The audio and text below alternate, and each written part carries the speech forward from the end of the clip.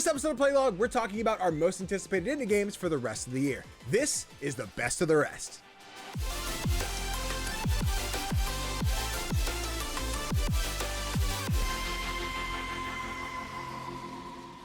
Hey everybody, CGDannyB back again with another episode of Playlog, the podcast where we talk all things indie gaming. But of course, I can't talk indie games alone because that'd be super boring. So I've got my partner in crime, the Playdesk Kid themselves, Tofr. What's poppin', homie? I'm having a low energy kind of day. My mental health is a bit rubbish. Yeah, but we'll manage. Whose fault is it? It's okay. Who we got beat up? Mostly mine. No, pick a person. It can't be your own. It's got to be someone else's fault. Push the blame. Who did it? The government. Fuck the government. Listen. Yes. America's been a mess, Tofr. Yeah, I don't need to say that. You know that. We know that. Mm-hmm. It's been a time. Who knows? World War III, you know? Yeah, it's probably coming, but listen. We're all a little tired. We're here for we're all tired, and we all want some nice things, so why don't we talk indie games today? Exactly. We love indie games, guys. By the way, again, Playlog Podcast, we talk all things indie gaming. It's a great time. It's a great place. If you're new here, hey, don't be afraid to subscribe. Stick around. We drop a new episode every Thursday. And if you're on audio platforms, Spotify, Amazon Music, Apple Podcasts, the whole 9 yards, hey, be sure to listen to us over there as well. If you are listening there, do not forget to leave that 5-star review. It really helps the show, helps other people find it. And listen, if I could sit here and be like, yo, we're the number 17 on indie podcasts, we might already be there. I don't know how many indie podcasts there are that are below or above us. I haven't checked that stat, but you could help us get there or even higher. So be sure to leave that 5-star review as we get rolling here. That would be cool. Would be very cool, right? And then you could just see Tofr in his face like, oh, we did it. We'll do a goofy, silly post about it. Yeah. Real quick, let me do some housekeeping to remind you guys about other things going on. First off, hey guys, I've been playing TTRPG stuff, and right now I am joining the Tales of the Valiant team over on the Crit Hit Chronicles channel every Thursday night until my story is resolved. How long is that? I don't fucking know. We'll see. Kuja said I can stick around as long as I need to, so could be a couple years. I don't know. It won't be that long. But Tales of the Valiant is a system based on the public domain parts of 5e. It's a very cool system. A lot of dope stuff with things I haven't got to play with. There's some luck stuff involved, but I am playing Viking. He is a beastkin, which is basically just a big old ox man with a hammer, and his buddy Maggie, who's played by LB, joining the main cast of the crew, Marosha, Gavel, Sybil, and Maris. I'm very excited to play with this group. I've watched them enough. I've played with a handful of them on separate games, and I get to join this ongoing campaign and be a part of it every Thursday night. So you can catch it on twitch.tv/CritHitChronicles at 8 p.m. Eastern Standard Time. I was in last week's session. I'll be in this week's session again, so be sure to catch that and see what else my cowman gets up to and starts swinging his hammer at. It's really cool. I have ghost powers, Tofr. It's the new spell. Ghost powers. Yeah. Because we're playing with the new module, the Labyrinth stuff, which is a new Tales of the Valiant thing.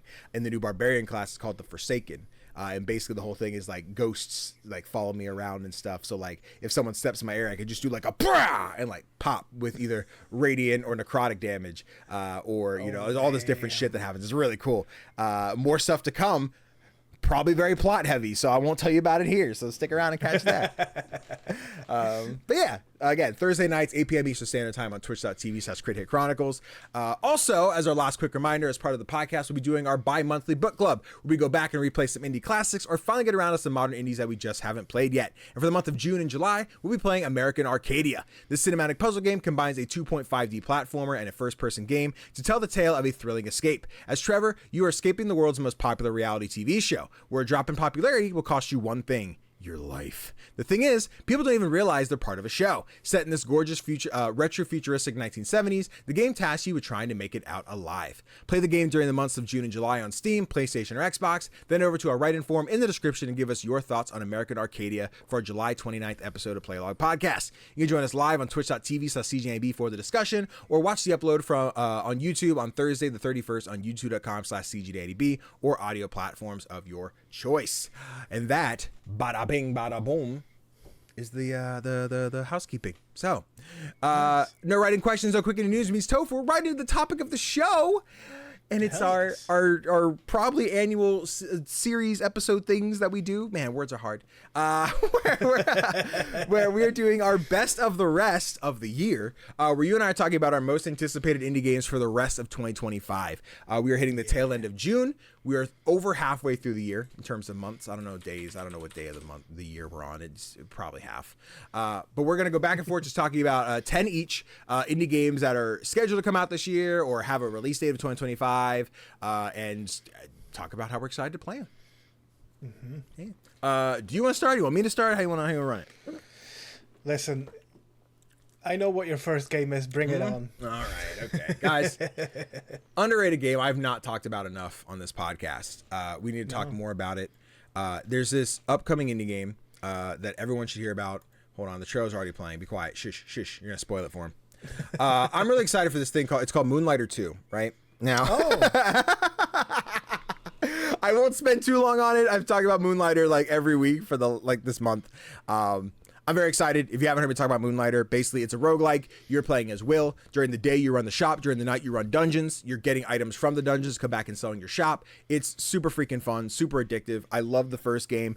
The second one does a lot of new things with how the shopkeeping works, how the dungeon crawling works, things that are very different from what I loved about the first Moonlighter, but now are different enough where I'm like, wait a minute, I still love this in a brand new way.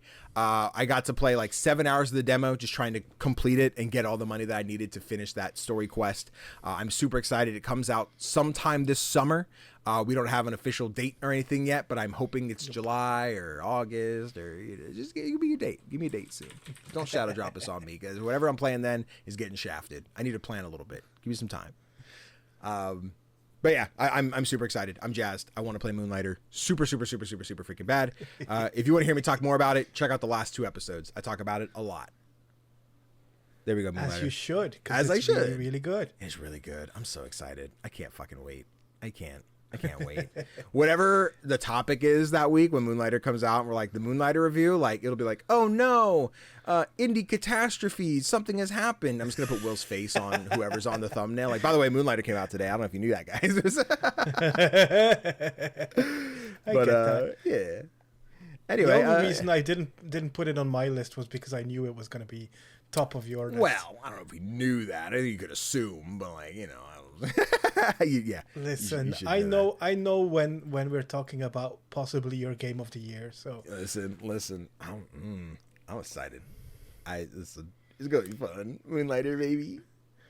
We're talking about it. It's interesting, right? Because right now there's a game of the year, and I'm like, Moonlighter's the only one I think could dethrone it. And it's really gonna depend how fucking nuts I get on this game, which I'm sure will be nuts. But like, will I play it and then go to the spot of like, all right, did I like this other game more? We'll see. We'll have to see. Which I'm sure we'll talk about it next week. Because next week I think our plan is to do like our favorite games so far in 2025. I think was the. I think so. Yeah. Bet. Timestamp. But Tofr, tell me about a game you're excited for this year. Well, I grew up on the original PlayStation system. Okay. And one of my favorite gaming series from that time, aside from like the soccer games that I mentioned before. Yeah. It's the Tony Hawk's Pro Skater series. Okay, all right. I see you. Oh my god, I never skated myself because I was always scared that I would injure myself, so that would ruin my soccer career. Mm-hmm. And then I ruined my knee playing soccer. No, don't do it. You need your knees. But I loved skating culture. It like you had the whole vibe, like the Jackass thing on MTV was huge back then. So and the Tony Hawk games did such a good job of like creating this playground to skate around in. Yeah. And now with Ollie Frog Toad Skater, we get a sequel worthy of like that series acclaim. Mm-hmm. It plays like the gameplay is nothing new. Yeah. If you've played Tony Hawk, you will know how to play Ollie Frog Toad Skater. But the thing is, look at it. Look at the aesthetics. It's just adorable. It's colorful, and it gives me more of that Tony Hawk vibe. So how could I not be into this? Yeah. I'm totally down for it. I played a demo for it, I think last year, and gameplay felt just as smooth. Like, I was kind of worried about that part because there was a game called, I think, Skatebird. Yes. A couple of years ago, which tried to get that same kind of gameplay, but that one didn't feel as good as Ollie Frog Toad Skater does. Right. So I'm very excited about this one. This one's so interesting to me because, like, I think it's because Skatebird came out, where I'm like, oh yeah, this game's out already. Like, I would have assumed this game was already out, and I was like, oh no, it's not. Okay, looking forward to seeing people like sing and pray about like, yes, the Tony Hawk's back. While we're getting a new Tony Hawk soon-ish, I think, sometime. But yeah, in July. Yeah, but frog Tony Hawk, better. Exactly. They even got the correct amount of syllables in the title. Oh yeah, Ollie Frog Toad Skater. It's the same. I love that. It's such a loving tribute to those games, and yeah, I'm gonna lose hours to this one. Fuck yeah, we love it. That's really exciting. Tony Hawk, the skating thing's ever been like the most is like the skating levels in like Spyro games is really like all I've really done. Okay. But yeah, I'm looking forward to seeing the world enjoy some Ollie Frog here. Mm-hmm. So Me too. Bet. That should release in the third quarter of this year. Cool. So right around the corner, team. Could be soon. We'll see. Yeah. All right, Tofr. I got another one for you. This one had to be on here. We're going to knock it out. I don't plan to rush through my entire list, but we have some that are like, obviously it's on here, right? We got to talk about it. We recently got a hint, a clue, a confirmation, if you will, that it's still coming out this year, that it's still going to happen alongside an Xbox handheld device. And team, we still have hope that Hollow Knight Silksong is this year, that it's 2025, that it's coming out finally this year. We did Hollow Knight as our first book club of the year. I fell back in love with that game. Felt a weird emptiness. I was going to say hollowness, and I had to really change that real fast. Felt a weird emptiness when I finally beat it because it was a game I got stuck on and then went back, rolled credits. I'm like, huh. Yeah, I beat Hollow Knight. I thought I would feel different. Not that I felt bad, but I thought I would feel more fulfilled, I guess. Finally beating Hollow Knight. It just kind of ended. But like, as I sit here watching Silksong and knowing that like, I took forever. The hardest boss for me was Hornet's final encounter, where she beat my ass over and over and over again. Where I'm like, I can't wait to play as her. I can't wait to kill shit as her. I'm excited. Like, that's what I was most jazzed about getting into Silksong. And then being back in this world, seeing the visual style, going and seeing like, oh yes, this is the spot that we saw in the first Hollow Knight, but seeing what's new in the map and what's new in terms of upgrades and other characters we may know or may not know, and seeing this world continue to evolve. So I'm really excited to get into Silksong, knowing that it is supposed to be, knock on wood, fingers crossed, whatever other promising things you want to do for yourself, is still supposed to be this year. Xbox said it's going to be here. We're going to have it. Just got to... Nintendo did as well. And Nintendo did as well. I got to see it. You know, this was supposed to be... I think it was announced in 2019. I think it was supposed to be out in 2020, 2020, then 2021, then 2022, and then it's supposed to be out a long time ago. So I'm waiting till I see it, the date, or that it's available on the eShop. And the moment I can buy it, I'll be like, cool, Silksong is finally here. But that's not right now. So yeah. But yeah, it's gonna be it's gonna be in the conversation when it comes to that time of Game of the Year conversations and stuff. Right. Yeah.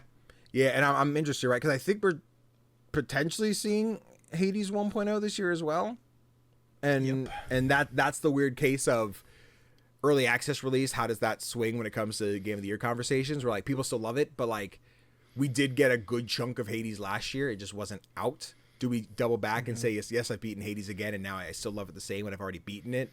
Are we going to see Hades compete with Silksong, and will Silksong A, be as good as people want it to be, and then B, outstand Hades in an early access versus new release kind of, whatever. Meanwhile, I'm over here like, guys, Moonlighter still here. What are we doing? Yeah, it's gonna be an interesting conversation depending how the rest of this year goes. But Silksong, give it to me, put it out. I'm ready. We'll okay. Don't put it out now. I'm busy, but let me know when you're gonna put it out. Please don't shadow drop it. I'd like you to not shadow drop it. I know you could. You can, Team Cherry.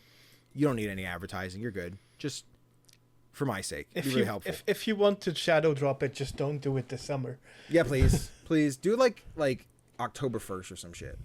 Drop it then. You know, that way the world's like, oh, I'm doing nothing. Boom. But timestamp. Tofr. What else we got going on this year? I have a Devolver game next. And it's another skating game, and it's one that for now it has a 2025 release date, but it's been moved twice now, 2 years in a row now. It's called Skate Story. Yep. It's a game where you skate through the underworld, where you have to, what was it again? You have to skate to the moon and swallow it. Hell yeah, swallow that moon. Which sounds like a really cool thing to do, you know? But yeah. Just looking at these visuals, I've never seen a skating game look this cool. Mm-hmm. You look like you're made of glass or crystal or something. You're traveling through this world, and you're being filmed like in the typical skateboarding videos. Right. Someone's chasing you with their camera. It just looks astounding, and I really, really, really hope we get it this year. Yeah. Because I don't know, like, there was a lot of hype around this game, and I'm hoping the hype is still there. Right. I have no idea how to actually follow up on that, because I don't know where I could like get figures on how many people are excited, on how many wish lists this has. But I'm hoping the hype hasn't died down, and that the game can still like use that hype to build momentum. Yeah, absolutely. It's such an interesting one to look at, right? Because we just said like skating's not really my thing. It's not the space that I'm into. But like I look at this one, and it I can't really put into words why, but there's something very ape out about it in terms of just its existence, its visual style, the type of game I think this will be, you know? And I think it looks dope. I think I'm intrigued by it. I think it will be when this comes out, what else am I playing? Like, will I get a key for it? You know, what space are we going to be at with Skate Story and like everything else I'm doing? But like, I do think I want to experience it, because it is not the Tony Hawk, like I'm doing, you know, tricks to earn points and everything in the rink. I'm doing something that's a little more narrative based and like level based, I would assume. And that has me intrigued by this one. So definitely a skate game I'm looking forward to seeing more people enjoy, but also like hoping I get the time to jump into it. Yeah, absolutely. And just hoping that it finally releases this year. Oh, yeah, listen, we hope, team. You're gonna hear a lot of hope it comes out this year. Yep. Yeah, no, Skate Story looks sick. I really like the visual style a lot. Plus, I have this idea that it's like Celeste in the way of like I skate, I rush, I shatter into glass, and I just beep, beep, like teleport back in and go again type deal. But I'm not entirely. I hope it'll be like that. I hope it'll be like that. Yeah. Oh, fucking Skate Story! Look at it go. Oh, look. Let's see, what else did I put on here? I gotta pull up the thing. Another one that, I mean, I don't know if I timestamp now. Hey guys, it's a Danny ass day today. What are we talking about? Mina the fucking Hollower. I love Yacht Club. I got to play the demo here for Next Fest. I really liked Mina. It was definitely harder than I thought. I still don't know if that was based on me with my choice in going the hammer, if that's hard mode, or if the game is just inherently hard, or if it's just an adjustment, you know, how to play. That being said, still love it. Love the music. Love the visual style. The character designs are really cool. I could see some of these cutscenes that take place, the ones that I've seen and ones that are in like the trailers and stuff. The different gameplay mechanics, like it's just there were more weapons in there. Wait, there are more weapons to play? Hold on. I learned something new today. Yes, I'm excited for Mina. It comes out October 31st. It says the demo, so I assume the demo's just on Steam now. I don't know if that was just a Next Fest thing. But yeah, sick game. Getting to play as Mina. She's a hollower, which I guess inherently is just someone who digs. You hollow, you know. And I don't know exactly what her plot and motivations are. It's Yacht Club. It's the Shovel Knight, guys. I'm going to play it. I'll tell you more when I play it, like, you know, the story. But right now, I'm just locked in. I'm here for it. I need nothing more. Wait, I just realized something. When we look back at your top 10 games of all time. Yeah. We had Moonlighter in that top 3. We had Shovel Knight. We had the dating game Monster Prom. Monster Prom, yep. All 3 of those games are now getting either a sequel or a spiritual successor. So basically, what I'm saying is, new Cuphead win. Yeah, listen. MDHR, listen. I know you're working on something. I don't know what you're working on. I don't see, because we're at the point where MDHR with Cuphead, they're like, we were successful on the first one. We're working on something new. I keep seeing them hiring for new positions at MDHR. I know they're doing something. What is it? Is it another Cuphead? I don't know. Is it a brand new franchise? I don't know. We won't know until we see something pop up, and we're gonna see from the creators of Cuphead. I'm like, oh, what's up? What are we doing? And then seeing what it is. I want a Cuphead too.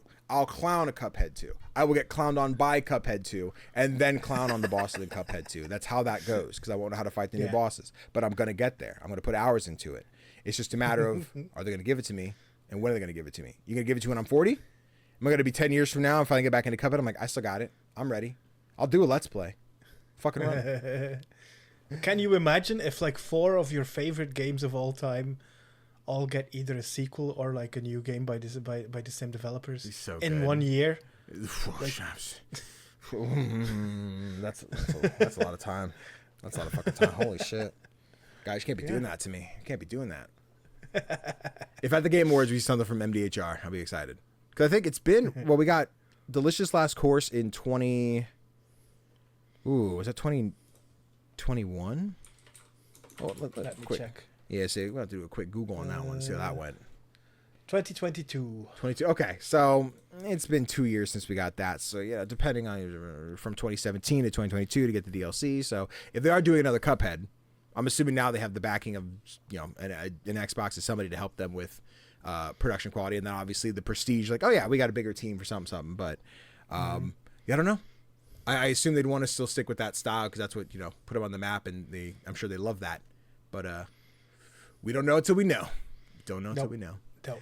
But also, yeah, Mina the Hollower. Can't wait to play. I'm very excited. It's a good game. The ding. What you talking about, Willis? Why give me that? It gave me the little error pop up like, I don't work. Oh no. You at your ways. What you mean, dog? What's your problem? What's Is going it on? Timestamps? Yeah. Oh no. Why don't you work? What's wrong with you? What's going on, buddy? Come on. Talk to daddy. What's wrong? I didn't mean to switch that. I didn't even hit that button. I go here. Then I go here. Nope. All right. Fuck me sideways. I don't want to play anyway. It's fine. Who needs timestamps? I'll do it later. Good deal. Hey, we were talking about games. I lost the document trying to fix things. It's okay. Hold on. I didn't type it. You do it. Okay, you did this. Okay, cool. See what you usually pull up the game, and then it was broken. So anyway. Timestamp. Tofr. What else are you excited for this year? Well, I was thinking I'll be doing a lot of traveling on 4 wheels with Skate Story and Ollie Frog Toad Skater. What about traveling on 2 wheels in Wheel World? Wheel World. Yes. Hell yeah, dude. We have mentioned this one before on the podcast, but I am so excited to play this next month. Yeah. You play as a cyclist, a rider who was chosen by ancient cycling spirits to perform the Great Shift Ritual. And when I played the demo for this, I was hyped for it before the demo. Yeah. But playing it really like nailed that feeling in for me. I'm digging it. Just biking around this huge open world, meeting people, racing gangs. It's so good. Yeah. The art style is beautiful. It really just feels like. Did you ever play Season: A Letter to the Future? I did not. Okay. Because in that game you ride a bike as well, and that game nailed the feeling of riding a bike. And this game does that as well. You just fuck yeah. Like the fun part of riding a bike. Yeah. If you put it that way. Yeah. But yeah, I can't wait. This is an excellent game to arrive this summer. Because it has this summery vibe to it, I feel. Yeah. And I can't wait. Yeah, I'm excited. I also played the demo after because I didn't know there was a demo. You played it. I'm like, there's a demo? I got to play Wheel World. Formerly known as Ghost Bike, which like in the back of my head, I'm like, can't wait for Wheel World, not Ghost Bike. It's not called that anymore. And I don't know what made me think of it, but like you can do upgrades and change parts of the body. I'm like, there's got to be an upgrade with training wheels, right? Like something that makes you like more stable or something like that. Ooh. So you can't be knocked over as easily. But like, I just want to run around with training wheels on my bike. I don't know. This is really funny. But yeah, no, the vibe of this world, I want to say, was this a Game Pass Day 1 game? I think it is. I don't remember. It could be. I don't know. But yeah, like Wheel World looks great. The visual style's there. It's one of those ones as we continue to go through the year where I'm just like, God, what else is going to be out at this time? Will I be like drowning in something else? I'm like, no, I have to play Wheel World, but I'm playing like Cuphead 2. What am I doing? Like, yeah, and July is packed. Yeah. As we'll soon find out when you drop your video. Yeah. Working on it. Scripts, we're getting the scripts just about done. Thank you, Tofr, for the assistance on that. And hopefully record and edit in the coming days. But life's a highway. We're gonna ride all night long, just like in Real World. See that little circle thing? Damn, that was smooth as fuck. A Rascal Flatts. Rascal Flatts. Oh my God. I know Rascal Flatts version. Rascal Flatts and a Real World reference in one sentence. Who would have guessed?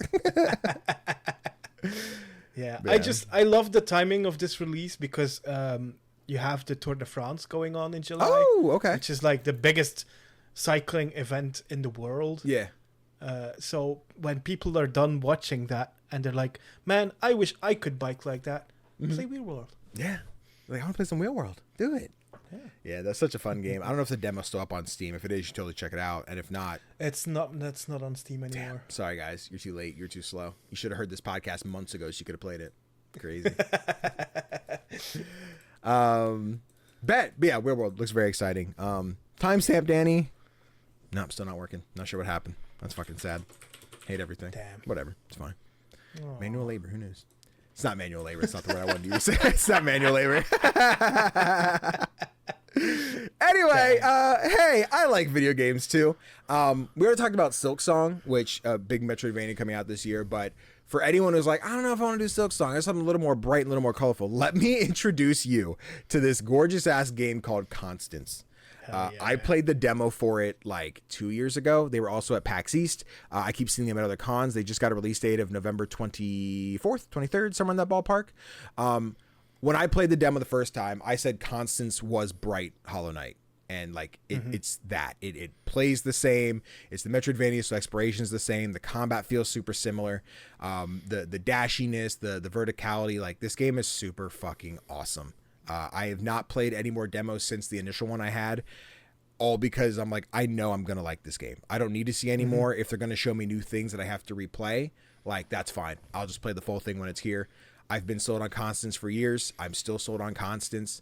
The fact that we finally got a release date is just like sick. I can't wait to dive in. I want to shoot some DMs and some emails. I'm like, hey, can I get some review codes? Because I'm ready. I want Constance. You know what I'll be playing during Thanksgiving when the family's like, hey, Danny. I'm like, don't talk to me. I'm being depressed and painting. Leave me alone. But yeah, it's like Hollow Knight meets Splatoon in the way that like you explored everything the same way you would in Hollow Knight, but also you have like a paint gauge, which the more you're painting things and beating things up, you're charging that up. There's a little bit of the sliding and dashing as if you're the squid in ink kind of deal. There's a lot of mental health stuff with it. I can't quite remember all the details of it, but I think you start the game as like depressed Constance in your bedroom with black hair, and then you go into the world where now you have purple hair and you're exploring some of those things. After major milestones, you have these little cut scenes of like lights out in the bedroom, computer monitors the only thing lighting the room, and you're like, oh, this feels really sad. How are we fixing this? And then back into the bright world of, we're gonna have to unpack that problem later. Can't wait to figure out what's going on there. It's super high quality, and again, that was just from the demo I played. I'm sure they've even increased more since then. Like, the team's fucking killing it, and I want to play Constance. The game's awesome. Yeah, I think I played the demo for this last year, and I remember thinking, this is a Danny game. Yeah, this baby. Is so a Danny game. Ready. I mean, I loved it too, the demo that I played, but I know that this isn't really the type of game I vibe with. Sure. Although, given the whole mental health issue, I might try and give it a go just to experience that. I see. We'll have to wait and see what my mental health is like. Sure. If I can handle failure on such a big level. I get it. But it looks fantastic. I'd even go as far to say I like the visual style of this more than I like Hollow Knight style. I totally get it. 100%. There's something a lot cleaner and brighter about this one, and like Victorian's not the word I want to use. I don't know eras of styles of buildings and shit, so I'm like talking out my ass. But yeah, there's a very like royal, definitely not American style to like the buildings and shit that I'm looking at. And I'm like, oh, that's really cool. This looks awesome. Maybe French. Maybe French is where I'm going with this. I don't know. Someone out there is probably more European history. European, yeah. Run that. Bet. That's it. Yeah. I can't wait. Like I said, that's November 24th this year. So that's BTF is the studio. I think is That's like the publisher / developer. It's one of those weird Steam pages. I'm not sure how to look at it. BTF Games. They're doing Berlin Apartment, Clock World, Trubberbrook. I don't know how that one's pronounced. Trubberbrook, yeah. Yeah. Dino, which I'm not familiar with. But Constance, coming out in a couple months. Happy Thanksgiving, everybody. Timestamp! Slay the Spy. I didn't say anything out loud. Tofr, what's your next game? My next game doesn't need an introduction. It's Slay the Spire II. Whoa, who knew? Yeah. My bad, team. Who would have imagined? I was typing out loud. In 2025, the year of the roguelike deck builder, because there have been so many of them. So many. We're also getting a sequel to the iconic roguelike deck builder. It's coming in early access. We don't know when just yet, but it should be this year. The trailer said still 2025. Cool. And I have no idea yet what to expect and what ways the game will differ from the original. Yeah. If it looks cool, I think the art style has been improved from the first game. Yeah. Because if there's one thing I could critique from the first game, it's that the visuals were okay. Nothing spectacular. Yeah. And I think they really improved those here. I'm very interested to see how they'll evolve their gameplay, how the new characters will play as well. I'm just very excited. There's not much I can say about this because not much is known about it yet. It's interesting that they're going for an early access release. Yeah. But I'll be there day one, early access or not. I can't wait. Despite all of the amazing deck builders that I've played throughout the years, Slay the Spire remains my favorite. Yeah. And I'm really interested to see how if this game can deliver on the promise of the first. Sure. And like I always look at this for you the same way I look at Moonlighter for myself, right? Where I'm like, oh cool, I love Moonlighter 1. I'm gonna like 2, whatever changes they make, and like not to put you in a bucket of like Tofr's gonna love it regardless. But like I imagine a world where like they changed this, but actually it's pretty freaking lit. And I used to really like this in the first one, but they changed it, but it's still pretty lit. And just like the list of like this changed, but I like it. This changed, but I like it, and seeing if there is any that's just like I did prefer this from the first game, or like I do like the way they changed this in the second one and how that falls together. But yeah, someone who's put very minimal time into Slay the Spire as like in the first game, like very little. I've dabbled with it, but never really invested. I do look at this one, I'm like, shit, this looks really cool. People are gonna love it. I think so, and it's an interesting place to like release this game now because the roguelike deck building landscape has changed. Right. When Slay the Spire released, it was the roguelike deck builder.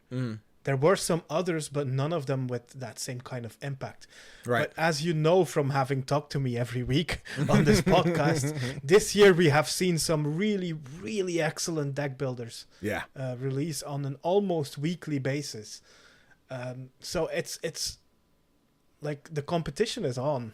Yeah, it's really nuts. I would like to like find a list of all the roguelike deck builders that came out this year, because I'm sure there's even some I can't even like think of off the top of my head.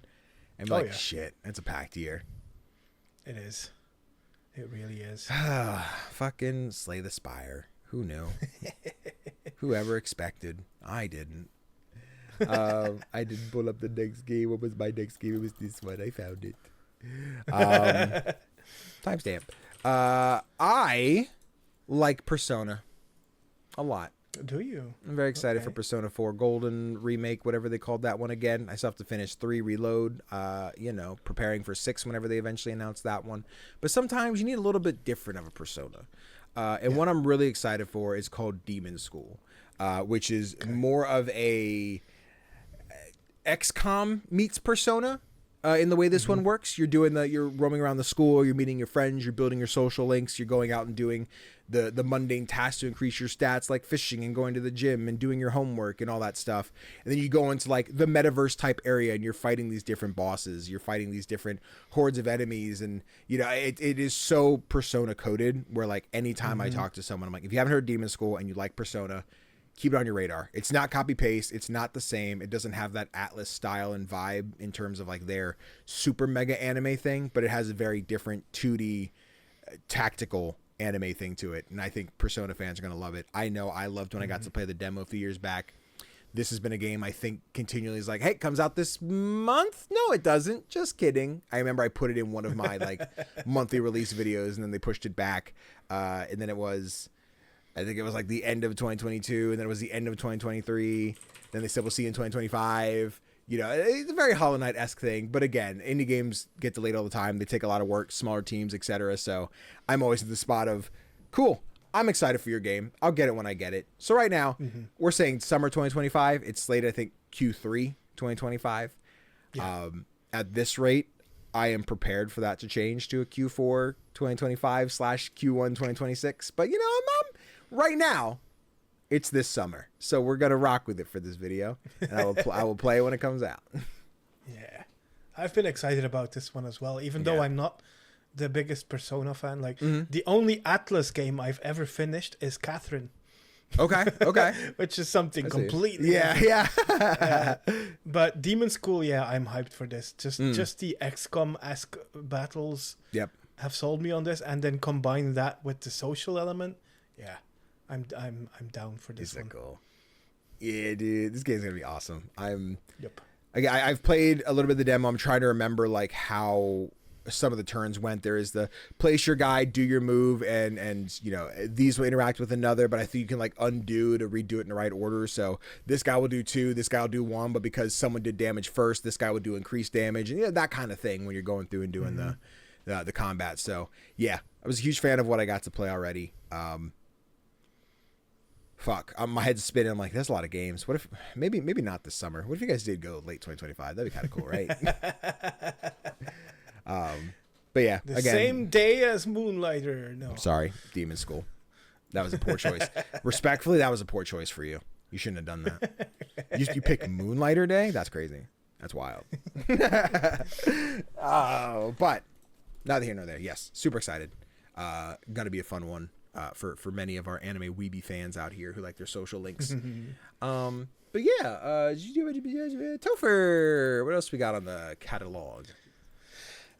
You know, I like some cozy games, and I really like my farming sims. Of course. But one of the aspects that I miss in farming sims is having your own shop, like you do in Moonlighter. Huh. And with this county, that all changes. Whoa! Because in this county, you are going to run your grandmother's old supermarket that has been added to the This County franchise. Awesome. So you move to this small town where you get involved with the local drama, where you'll organize your own store. Like you do basically everything at your store. You arrange the furniture, you put the products where they need to go, you help customers at the till, and then you also, outside of working hours, you go to local suppliers and try to get deals with them to sell their products. There's a lot going on. It seems like there's like some kind of sinister mystery going on as well. Okay. So there's plenty to enjoy here. You also have to be careful not to overdo yourself in the game. Okay. Because like there's like I said, there's a lot going on. It just looks super fun. I enjoyed the demo for this loads. I wanted to keep playing. I have worked as a supermarket clerk myself in my life. And it might be really silly to say that, but I enjoy that line of work. Okay. So this game gives me that without having to do the actual work. Yeah, the escapism that's just reality. Yeah. Like, man, I'm tired of working at the grocery store. I'm going home to the grocery store. The fun thing is, I'll probably be working in a grocery store again after the summer. Yeah. And then I'll come home and play This County. Yeah. Take it with you. Take out the Steam Deck, play it during lunch breaks, you know? Ooh, good idea. Tofr, you gotta take a break from the grocery store, man. You can't keep doing this. But yeah, this one's arriving on August 21st. Cool. And I'm really happy that it's getting a release date. I've been following this one on TikTok for quite some time now, and really excited about this one. Yeah. Still one I got to touch in any capacity. The demo's sitting on my computer. I haven't checked, but I'm like, is it going to be one I go to launch? Like, sorry, no data. You can't play this one. I'm like, please don't do that. It's got to be still up, right? It's still available. Cool. Then I have nothing to worry about. Nope. Just time. That's it. But Yeah. I think it's just the asterisks. Every episode should have the asterisks. Like, oh, everything we play is based on how much time is in the day. Don't worry about it. We're good. But yeah, I think this one looks super charming. We've said before, like the farming sim, life sim kind of ones really are just hit or miss for me. They depend if they itch. But I've also been following this one on TikTok for a while. It always looks super fun. And seeing the similarities to Moonlighter with the shopkeeping stuff, I'm like, yeah, I think this will be one that I enjoy. Just a matter of getting my hands on and locking in that fact. And if I don't, I'll be shocked. I doubt you'll find the time to play this, because if Moonlighter really releases this summer, I doubt any of the summer games are going to get played. we do a death battle episode. Will from Moonlighter versus playable character from Discounty, and we see who runs the best shop. It's like a little Olympics. Okay, interesting. I don't know if that's a fair fight. Unless I find out the Discounting guy's some nuts ass character, like, bring it on, Will. I'll break your neck. Who knows? I don't want that smoke. I'll play the Discounty guy. Bet. I don't like how you locked that one in so quick. It sounds like you know things. It sounds like, oh, don't worry about it, Will. No, nice I'm just curious. I'm just curious to find out, because in the demo, your shop is really small and you only get like a limited amount of stock. Yeah. But I've seen videos like in the trailer here where your shop gets huge. Quite big. Yep. So I don't know. I'm locking in my vote. Fair enough. All right. Okay. There you have it. Cool. Let's see if your shop can survive a sword or some gauntlets. We'll see how that goes. Oh, damn. Bring it on. We're going to try, though. We're going to try. We like some discount. Yeah. Imaginary timestamp. Yeah. But my next game is an interesting one. I'm very excited for it. With the caveat that from 2-Star Games, I was not a big fan of their first game, Choo Choo Charles. I thought it was fine, but I think it very much falls in that mascot horror game that kind of just got by to be like, oh, do you like a big creepy spider train? Yup. You like this game, regardless of the quality of life things, how poor game optimization, blah blah blah it was. But their next game, CuffBust, is, I would never be able to tell you without knowing this is announced at the Game Awards that this is from the same developer. Like, these games look leagues and bounds different from one another. CuffBust, in a world where we have things like Lethal Company, Repo, etc., seems to be that similar type of gameplay. You're going in with a group of friends, doing a bunch of stuff, but you're playing as these little like gummy bear dudes all trying to escape prison. It's full of chaos and stupidity. You're blowing stuff up. You're beating up cops. You're like shivving each other. You're sneaking in the bathroom to find things how to escape out of the drainage system. Like, it just looks like a world of insanity. I don't think we've seen a whole lot about it. Granted, I don't follow the YouTube channel. I know the developer did a lot of like dev diaries and stuff for Choo Choo Charles. I'm not sure if they're doing the same for CuffBust. But yeah, I think this game looks like it's going to be a blast. And again, when a world we have these goofy type multiplayer games, your repos, your whole 9 yards, that list. I think this is going to feel right at home with people who enjoy those games. And right now, I think it just says 2025. I don't think we have any other details on it. I don't know if there's been any kind of update, but game looks silly. Game looks wild, and I'm here for it. It's going to be fun. Yeah. I'm just curious because I didn't know this was by the same people who made Choo Choo Charles. And I'm kind of hoping that this game isn't like... I mean, maybe I'm overthinking this, but it feels like Choo Choo Charles was trying to jump on the trend of like the mascot horror thing. And this might be jumping on the trend of like the Repo / Lethal Company / that type of game. And I'm hoping it doesn't feel like it's just trying to be yet another game in that genre. I hope it really does its own thing. But maybe I'm overthinking it. I'm hoping... I don't imagine it does. It might end up feeling that way, but I believe this was announced before we got any, like, even Lethal Company. I think this was announced at the Game Awards. Like, hold on, let me see that trailer. What did it say? I think it had like a date. Did it have a date at the end? It was like, I don't wish this on 2025. Okay, maybe. Cool. Yeah, I don't know, to be honest. Cool. Cause I forget. This was announced at a Game Awards. I think a few years back, but I believe it was before we had any of the repos, anything. Even before Lethal Company. So I think it, not necessarily like, oh, we're the first to do a goofy multiplayer game, but I think it kind of started itself before this run of goofy games like that. So I think it'll come out and just like I compared it, right? It'll be like, oh, this is like this, but it's so different in these ways. I don't know if it'll be that roguelike, earn the money, get out, die, do it again because you failed type deal. I guess I look at it more of like a payday type of energy where like you're trying to accomplish that one task of robbing the bank, but instead of robbing a bank, you're escaping prison. I don't know if it'll be like procedurally generated prisons that you're like, we got to find the key or the security officer, what that looks like yet. Because again, I feel like we've seen so little after seeing this first trailer, and I have to imagine there'll be updates soon-ish on what's going on. But for now, it's just 2025. I know I did a TikTok recently where someone saw one of my old Choo Choo Charles videos and like, so was the game good? I'm like, it's fine. It's not great. I can't say I'd recommend it over other mascot horror games. And in that, I was just like, but CuffBust looks great. This one looks like a fun multiplayer game people are going to dig and have a good, we're going to get the funny TikTok clips of people being like, yes, like the world is here. So many goofy, silly things are surrounding and what's going on in CuffBust. And again, I'm sure the game has evolved so much from this first trailer and like what it's going to look like and how it's going to play that we just haven't seen yet. I think once we see another trailer at this point in the year, I wouldn't be surprised if this gets pushed back like 2026, 2027, just because again we've seen so little. But we still hope and dream. Maybe we'll have a cool shadow drop or a hey coming out in a month or so type deal. But who knows? Yeah, I do love the character designs. They're really cute. Yeah. Little like gummy bear dudes. I forget, they're called gum boys, gum something. What do you use? Fucking destructible environments. I don't see it at first glance, so I'm not gonna sit here and look at it. But yeah, okay. CuffBust should be cool. CuffBust, yeah.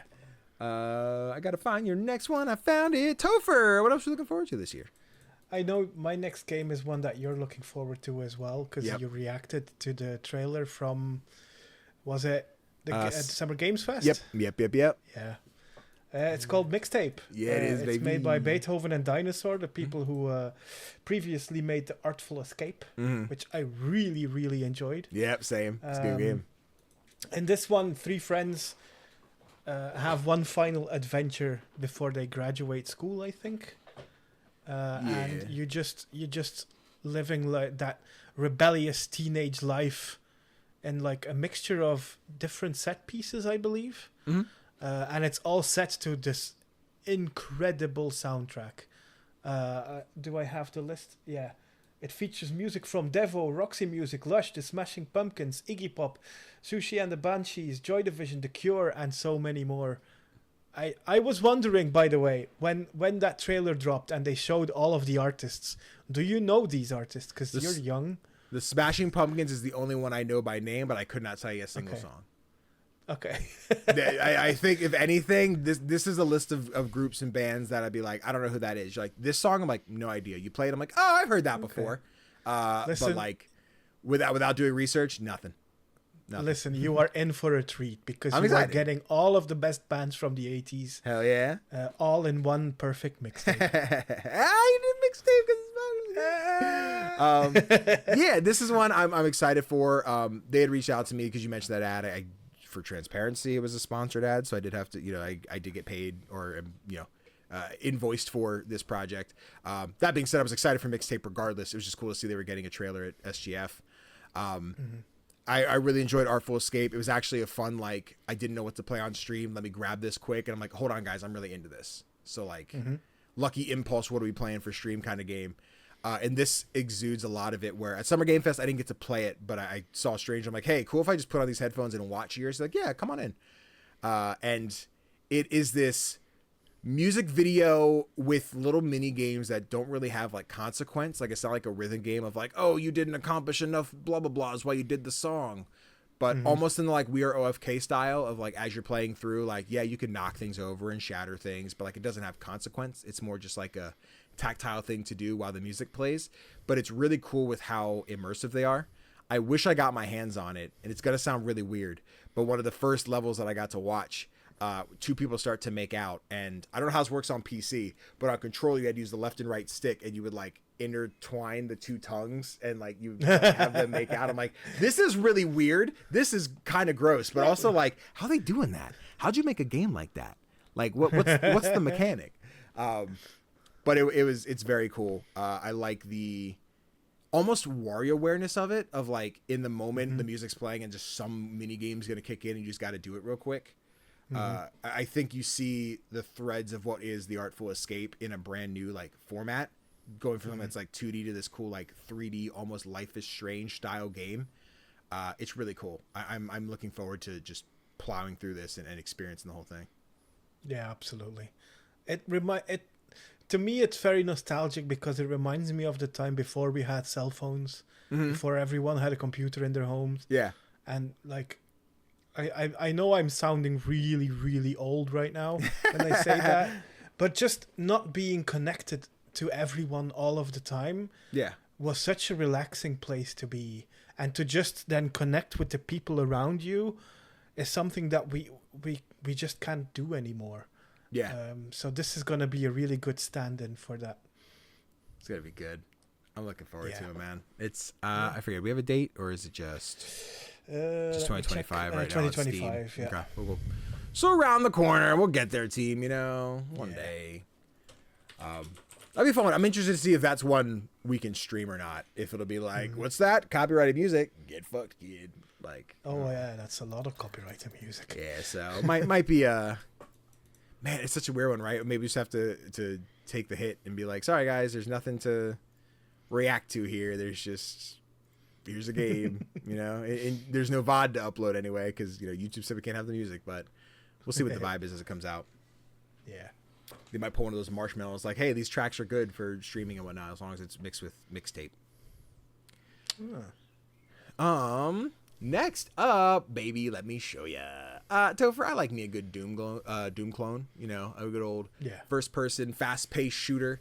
And I also like my rubber hose. So when you slap those bad boys together, you get mouse PI for hire. We're in it, baby. We're fucking in it. That was an interesting segue. Yeah, we just mix what we mix. This game got announced, I think sometime last year. It was one of those just like somebody put out the like super early access alpha builds. I'm like, yo, this looks awesome. But Mouse, you're playing as a private eye, and you are basically picking up a bunch of goofy Acme weapons in this world and fighting through mobs of just giant rat thugs.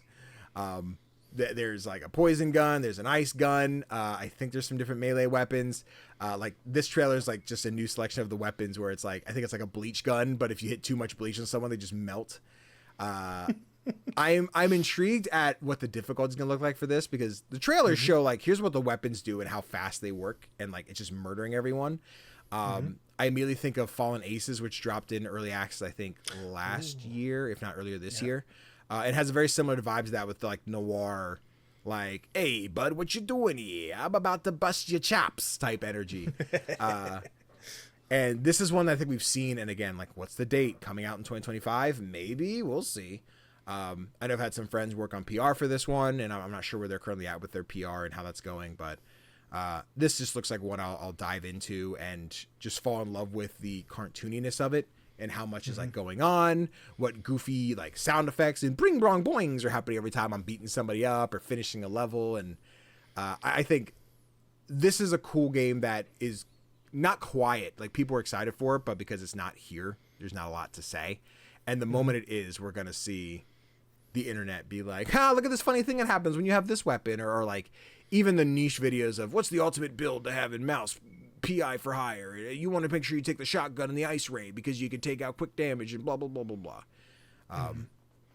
But yeah, I mean, you got Cuphead, you got Doom, you slap them together, put them in a nice little cup and mix them together, and you're good to go. Yeah, this one looks amazing. It's that old cartoony vibe mixed with, like, I'm hoping not too difficult gunplay. Because this, if I play this, is going to depend on the difficulty level. Sure. If there's an easy mode, then count me in. Because this looks amazing. Yeah. But I'm not the best at shooters, so I need an easy mode. Right. I see you. But yeah, definitely down for this. Yeah, I'm hoping if it's anything like, well, obviously like Doom, if it's anything like Doom in terms of its list of difficulties, I'm hoping that it is just like here's the easy, here's the super mega hard. I think what'll just be hard to wrap my head around until I have my hands on it is doing the 2D characters and the 3D world type deal and how that competes with, like, I say a modern Doom as someone who hasn't played the classic Dooms, and I know that's exactly how those work.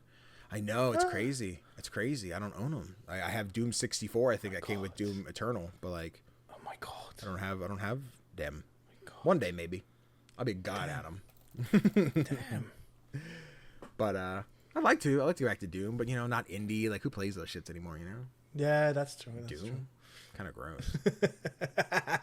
Give me Ultra Kill instead. Way better. Yes, Mouse. PI for Hire coming out hopefully this year. Tofr, what else we got? My next game is called All Systems Dance. Yeah, baby. It's a game that I don't know that much about yet. Mm-hmm. I've been following it on TikTok for a while, and it just looks so cool. Basically, it's the world is run by evil corporations, by corrupt politicians. I mean, nothing like reality, right? No, but it's a video game world, and very different. And to help liberate the citizens of this consumption-obsessed corporate dystopia, as the Steam blurb mentions it, you have to dance. Dance. And I just think that's just the best thing. Like, you're not fighting, you're dancing, and all of the dances look so much fun. Mm-hmm. And I've seen the TikToks. They have so much fun with their own content. Yeah. Look at the little dances that the main character does. It's just so much fun. She dabs for some reason. Hell yeah. As if we're still in 2020. What was it? Oh, God. The dab feels so old now. If you told me it was 2015, I'm like, yeah, that makes sense. Probably. But yeah. The game's tagline is "The revolution will not be choreographed," and I'm here for that. Oh yeah. Also, what I really think is cool is it's developed by Mighty L Studios, but they found a co-publisher in Strange Scaffold. Hell yeah, Strange Scaffold, go the fuck to sleep. But yeah, it looks colorful. It looks fun. I bet the soundtrack is gonna be one massive bop. Yeah, absolutely. I can't wait to play this one. It releases August 20th. August is insane. Yeah, August is insane. Early access for this one. I haven't played. Yeah. I know I haven't played the Big Con. I don't know. Has Mighty put out anything else that I would be like, yeah, I would have played that?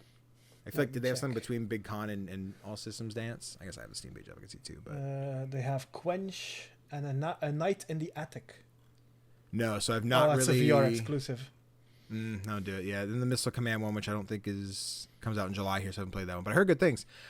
Big Con is one that was on Game Pass. I think it's sitting installed. My computers haven't had the time. But yeah, I like Mighty Yell's internet presence. I follow them on TikTok, and I enjoy what they have here. And I look at All Systems Dance. It reminds me a lot of Aggro Crab's first game. Yeah. Going Under. Going Under, yeah. It reminds me a lot of that stylistically and just like the way the world functions. So I look forward to this one hopefully being not the same, but similar enough. So I'm like, yeah, but it's got its own little dancey vibe. I'm here for it. Yeah. All Systems Dance, baby. Early access here in August. Should be lit. Yep. What's next for me? Oh, I see. Yes. Of course. This is where I need a producer. I need someone else to run the sticks while I just talk, you know? I need a Kevin Coella in the corner. Last year, my game of the year was Dungeons of Hinterberg. I really liked the exploration. I liked the combat. I liked just roaming around this world and seeing what everyone had to say and the companionships and blah, blah, blah. And then we each played the demo for this game called Usual June. And after I finished playing the demo, I was like, if this is my 2025 Dungeons of Hinterberg, I'm all here for it. This game was super fun. You play as June. There's this whole supernatural, spectral ghost kind of thing. You'll talk with characters who are just like, I'm going through a thing. I think Billy might have been the name of the character in the demo. And you're like, what's going on with you? And they have very broken English or like broken, not necessarily English, but like the conversation they're having is the player doesn't understand everything, but June does. She's talking to ghosts. You have friends who are like, I don't know what's happening. You're like, don't worry about it. Let me do my ghost thing. Exploring the levels, solving puzzles, having little combat encounters that are very reminiscent to Dungeons of Hinterberg. I didn't realize how close this game was to that until checking out that demo, and that's where I was like, cool. No, I was already sold, but I'm more sold. Like this is fun. This is dope. I don't think we've had much in terms of new knowledge on the game since that demo. I think they put out the demo again. It was just the same one from the first time, which is fine. But you know, I'm in the spot of I'm sold. When this game comes out, I'm already going to check it out. I just need to, see new stuff. It's a Finji jaunt. Looks cool. My only concern is it's got the Sweet Baby Inc. logo with it, and that just gives screaming ragey white boys, the like fucking DEI fucking just ready to start screaming from the roof. And honestly, shut up, I don't care, I'm gonna play my fucking game. I'm looking forward to it. Yeah. But yeah, do they have anything yet? It's just so it's 2025. So 2025. Yeah, usually if it's just the year, I might be a little concerned if it actually comes out. But I had hoped for like a June release because that would have been very on brand. Yeah. But yeah, I enjoyed this demo a lot as well. I'm not usually one for games that feature too much combat, but combat in this one is both simple enough and complicated enough to like keep retain my interest. Yeah, absolutely. It's simple enough so that I can get into it and I can help myself in combat. Yeah. Like I don't die instantly. But it's also complicated for those who want more of a challenge, who want to strategize more. But I'm mostly interested in like the social aspect of it, hanging with your friends who don't have the ability to talk to spirits, while you do. I just hope that like the kind of Simlish that they speak in the game, that doesn't get too annoying when you get later in the game. I'm hoping that's a like evolution of the player kind of deal where like we don't understand but June does, and the more we level up we're seeing the full conversation. And I'm hoping this demo slice is like the early, like this is the first thing you're doing, like obviously you don't understand everything. But yeah, we'll see. I hope not to be left out in the dark on everything that's happening and having some kind of like, cool, I understand who we're talking to and what's happening with them. Because there is still the cool thing about the mystery of like, what is this guy talking about? What could he mean? And the player, but also on the outside looking in of like, what we got here, June? What do you know that I don't? Tell me. Let me in. We're playing together. Hell yeah.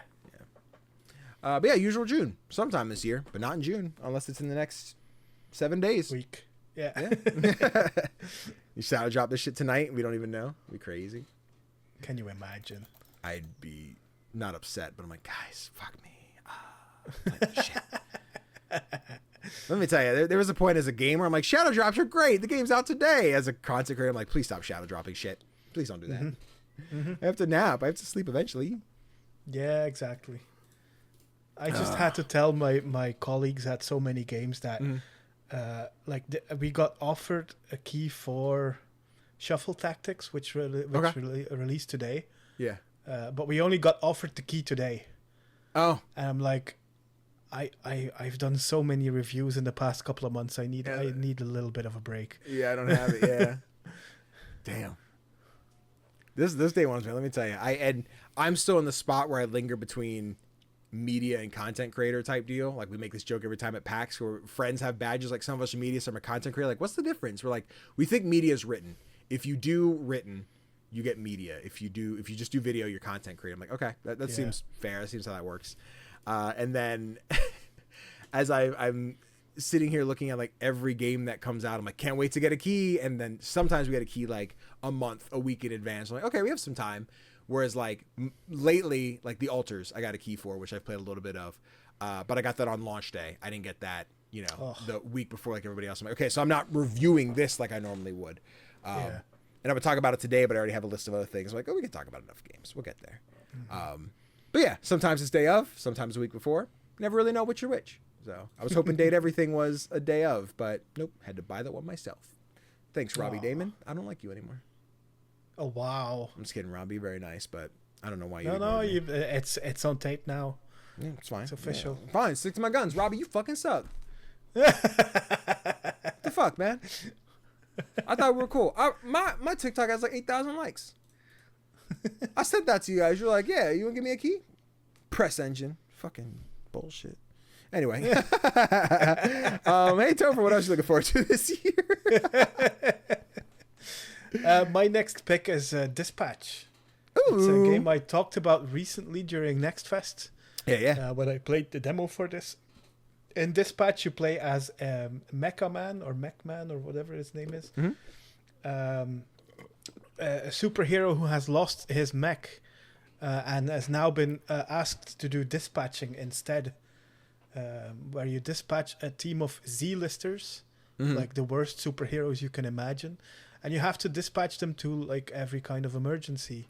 It's made by some of the people who created The Wolf Among Us, and there was another game. Like Telltale Walking Dead is on there. Yeah. The Telltale guys, I think is the... Yeah, mostly Telltale guys. Yeah. And it really shows in the writing. Yeah. Sadly, the demo was mostly focused on the actual dispatching, while I'm more interested in what happens in between your dispatching sessions. Yeah. But yeah, it's fully voice acted by a load of impressive actors.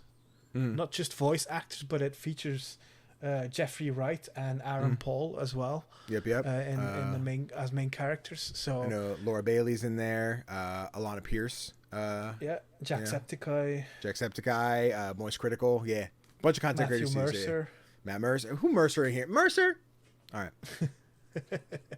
So yeah, this has the charm of like those early Telltale games. And I'm really looking forward to it. I'm always down for like a superhero game. Yeah, absolutely. I like to see what I like to see what they do, what they can do with it. That's like new. Yeah, where they don't just do the same thing over and over again, and this certainly fits that bill. Hell yeah. Yeah, I think our Telltale's been in a weird spot, right? Like they closed, then came back, but it wasn't the Telltale. Like I think they started by not hiring the people who they let go, and yeah, I forget how that all went. But I think they've announced they announced Wolf Among Us 2, and then announced like 3 other games that all came out, but they were franchises like I wasn't into. I want to say The Enhanced, but I don't think that's what it was called. It was The Expanse. The Expanse is what it was called. Yeah, it's like that. Like that's not a franchise I'm into. I'm not really there. And I honestly couldn't tell you what else they put out like since then. So Telltale's kind of been this that was the enigma. only one. Damn, well, where's Wolf Among Us, guys? What are we doing? We there? I think The Wolf Among Us hasn't released yet. Let me check. Yeah. What are we doing? So I know about Wolf Among Us. Upcoming releases. Oh, it doesn't have any upcoming releases. That's weird. Telltale. Come on. What are we doing? Listen, if Ad Hoc, which actually, I don't know, is this their first thing in the studio? Is this just the new Telltale that we're... Yeah, the first thing. So, yeah. Okay. So listen, if Ad Hoc here is the new Telltale, if this is where we're at, we're like, hey guys, we look at this one instead, and this is where they start off. Cool. Let's run it. Let's do the damn thing. Yeah. Fuck yeah. Yeah, I think I still have the demo down for this one. Haven't checked it out yet. That might be fun tonight. What am I doing tonight? I mean, I got to record another part of this podcast. But yeah, I'll hop in the dispatch one and see what it's about. See what the dispatch part is. It's still available, so yeah. Oh yeah, bet. Let me see here. What did I did? Usual June.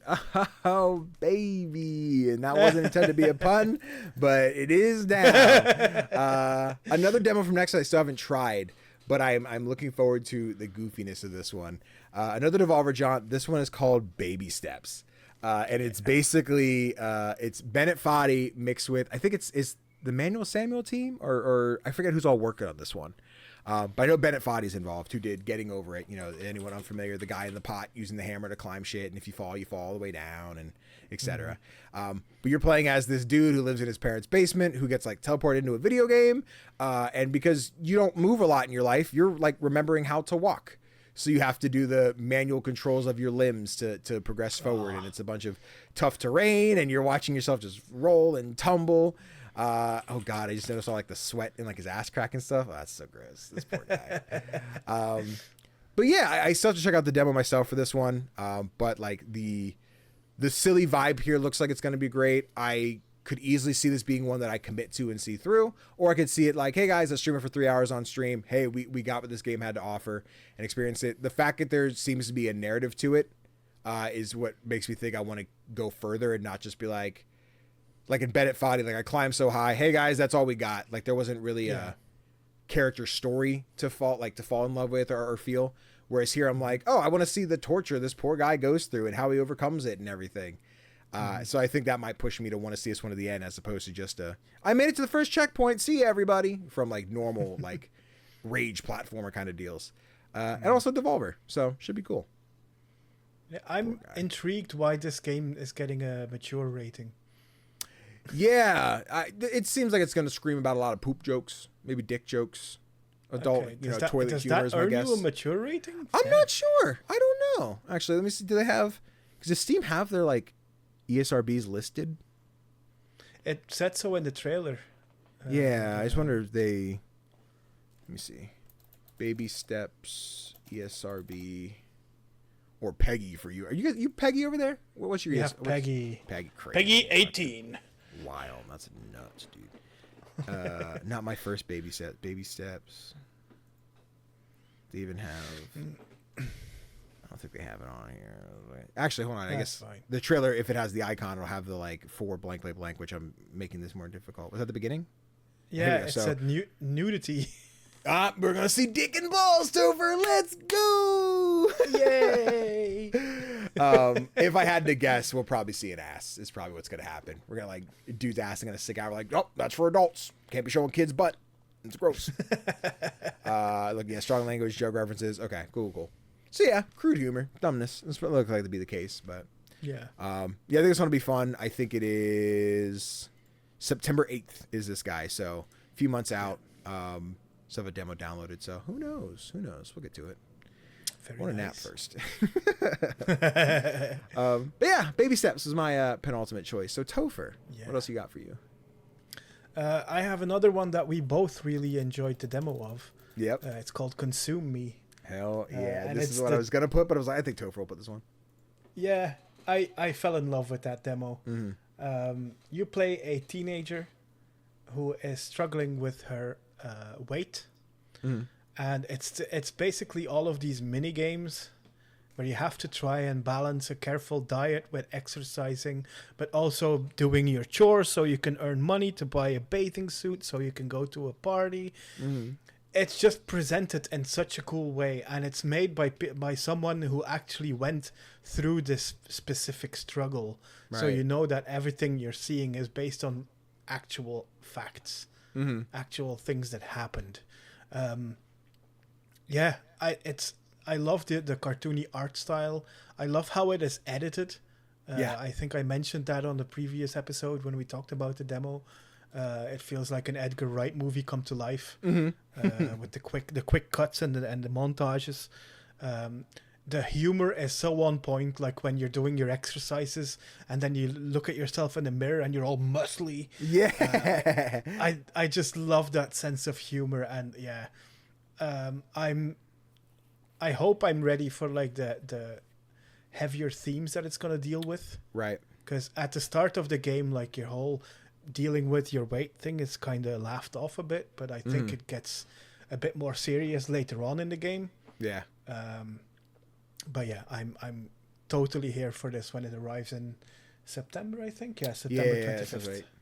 Yeah, I'm excited for what I'm hoping is portrayed in a gameplay, not difficulty, but I guess we'll stick with me on difficulty, right? Where like you start where like you have chores to do every day. The chores use your energy, use your mood, whatever, but it gets you money, which you use to buy things. And you can go out and buy snacks. You can increase, I'm a little hungry. I want something to snack on, whatever. So you have all these different things. And this first one is very simple in terms of passing. I got everything done.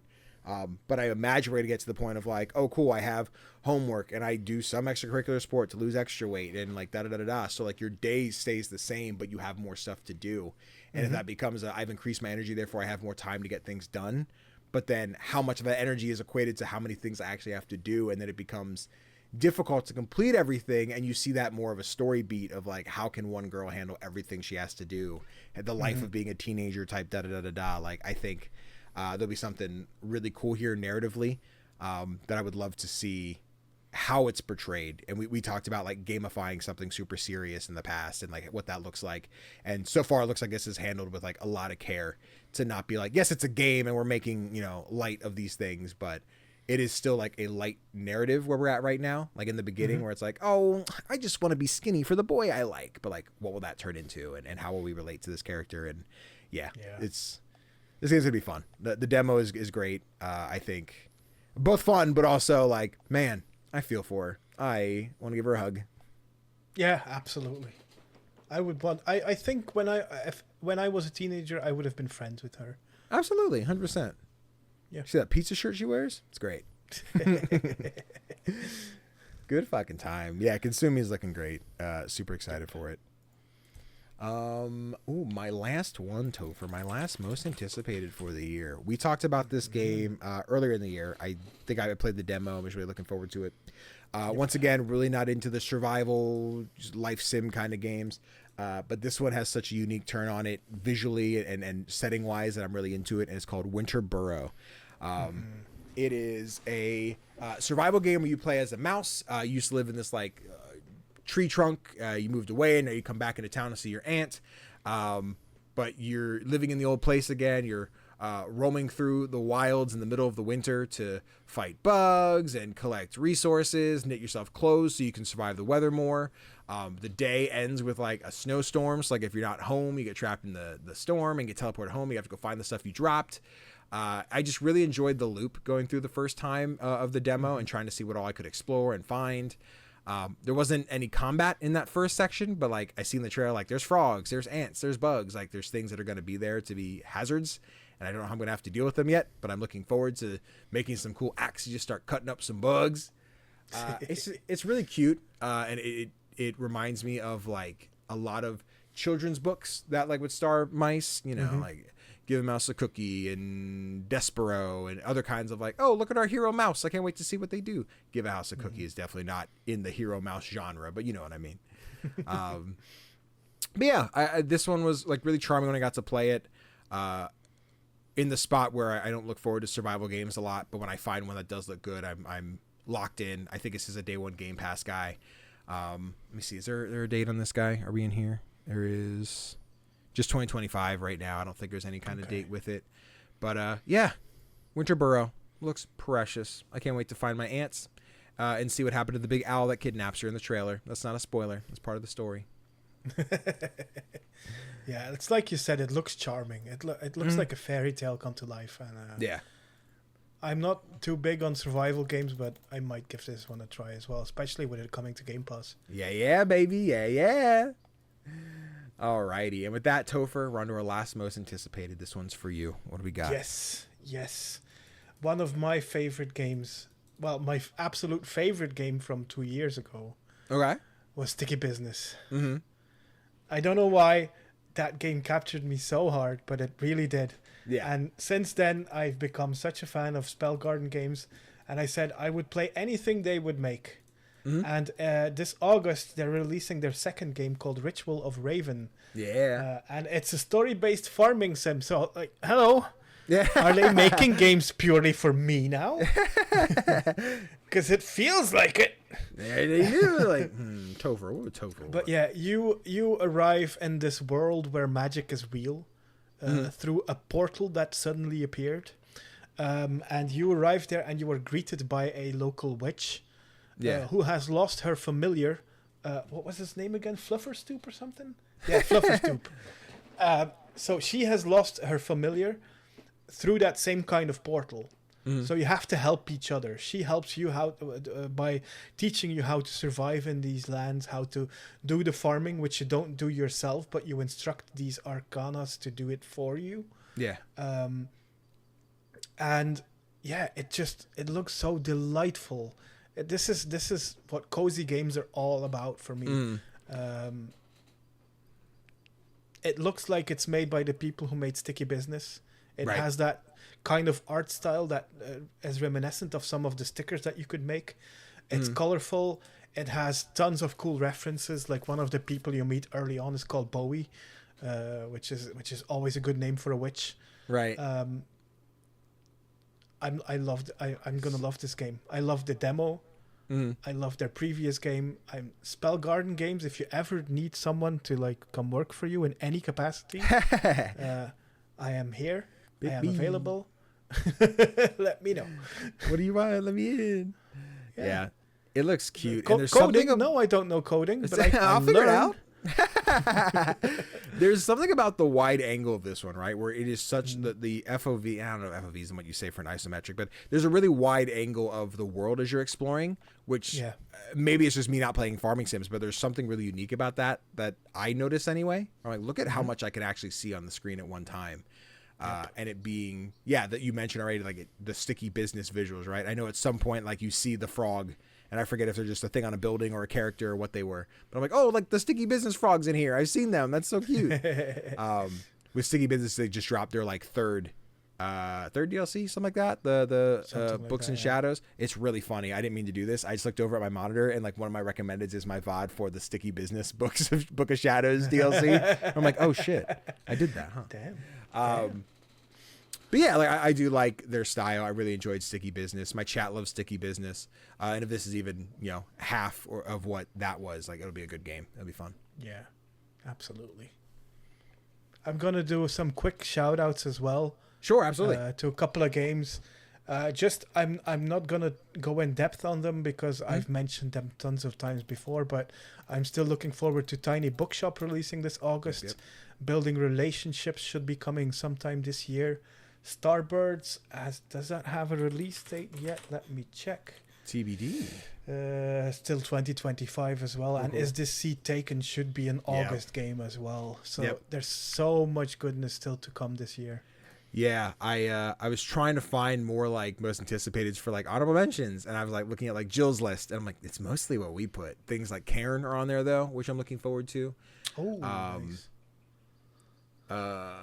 Everything else is shit we had. What's Love Eternal? Is that one that I could be like, oh yeah, I'm looking forward to that one? I don't know What's it called? Love Eternal? Love Eternal. Yeah, I'm not sure what this one is. Let me see. It's on my wish list. Game Informer. Game Informer's back, so they have their release calendar. It's just got triple A's on it. It's a psychological horror platformer. Okay. Ooh. Interesting. Let's see. Aloft, Ball and Pit. Blueprint is already out. Buck Chevrolet's already out. They have the re-releases too. So Coffee Talk Tokyo is still scheduled for 2025. Oh, that comes out this year. Nice. Yeah, listed as. We'll see how final that'll be. Four Strike from Devolver. Cool, like samurai sword game. Looks really dope. Okay. I don't know if Golf with Your Friends 2 is still indie. I'm not sure where that falls in terms of publishing or ownership anymore. Henry Halfhead is slated for this year. Ooh, nice. And let me find one more that I'm excited for. Oh, Blues Lagoon. I that probably should have been in my top 10, but that did not show up any lists. I think it just because it doesn't have a date, so I didn't see it anywhere. But yeah, Blues Lagoon's another big one that, honestly, if I thought about, I probably would have maybe swapped out Usual June for and put Usual June as the honorable mention and done Lose Lagoon because I'm very excited for Lose Lagoon. Damn. Lose Lagoon is definitely on there, and the fact that I think I could have just pulled up my most anticipated from earlier this year and been like, why did I not include this again? Maybe it's good that I didn't because I did include it earlier. But blah, blah, blah, blah, blah, words and stuff, We're here. Lose Lagoon looks great. Yeah. Bet imaginary timestamp because I can't do them. Can I do them yet? Nope, still broken. Not sure what's wrong. I think the app's just shuttered. Anyway, but we're gonna move on to what we've been playing. But before you and I get to talking, I grabbed one Hobo Monkey where the first two O's are zeros, because it's branding or something like that. Tofr, Connor and I have been playing Lost in Random, the Eternal Die, a new roguelike that came out from the team made the original Lost in Random. We've been having a good time with it, so let's go listen to what Danny and Connor had to say about that real quick.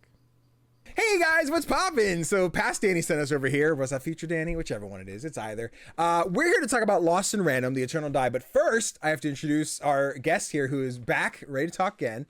First off, Connor, hello. Welcome. Hi, Danny. How are you today, sir? I'm good. How are you doing? Good. I dropped my fucking pen. Well, he's less good now. I'm pissed. This is canceled. That's just the smallest thing. I've ruined my entire recording. I didn't want to be here anymore. Real quick, for anyone who might have missed the episode you're on, don't know who you are.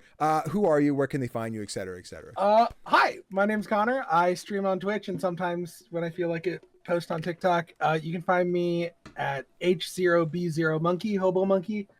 Yeah, it's kind of whatever. I do Monster Hunter on Tuesdays, and then it's whatever I'm bashing my head into Wednesday and Thursday. So we had received keys for Lost in Random, the Eternal Die. I'm a Thunderful insider. They sent me multiple keys. They'd emailed me one. They had stopped me one on Lurk It. I was like, I can't play both. So I am like, hey, you were talking about playing this game. Do you want to check it out? Come on the podcast. You were gung-ho. So you both been playing Lost in Random, the Eternal Die. Yep. Off the rip, first impressions, how you feeling about the game? I mean, it's fun. It's fun. I'm a big roguelike fan. I have a tendency to just devour them. And Lost in Random was definitely a great one to add. I'm actually trying to find I mean, I have 4.6 hours on it. So it's not a game I just threw away. It's I've been playing it. I think we both have we were kind of lightly talking about it.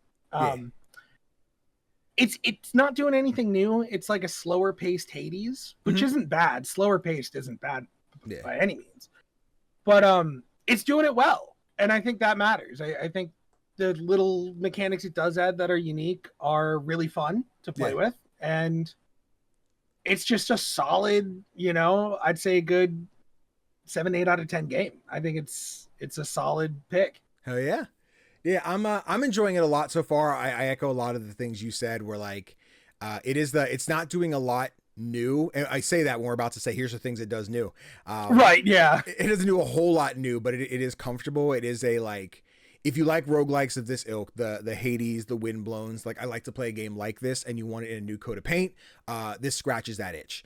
As someone who I still haven't played Lost in Random proper, like I haven't played the original game, and this is just a roguelike version of it. I kind of forgot it was its own thing. Right. I was like, I think when you first gave it to me, I was like, is this a thing? Oh, it's familiar and I don't know why. Yeah. It is this very like Tim Burton-esque claymation style kind of thing.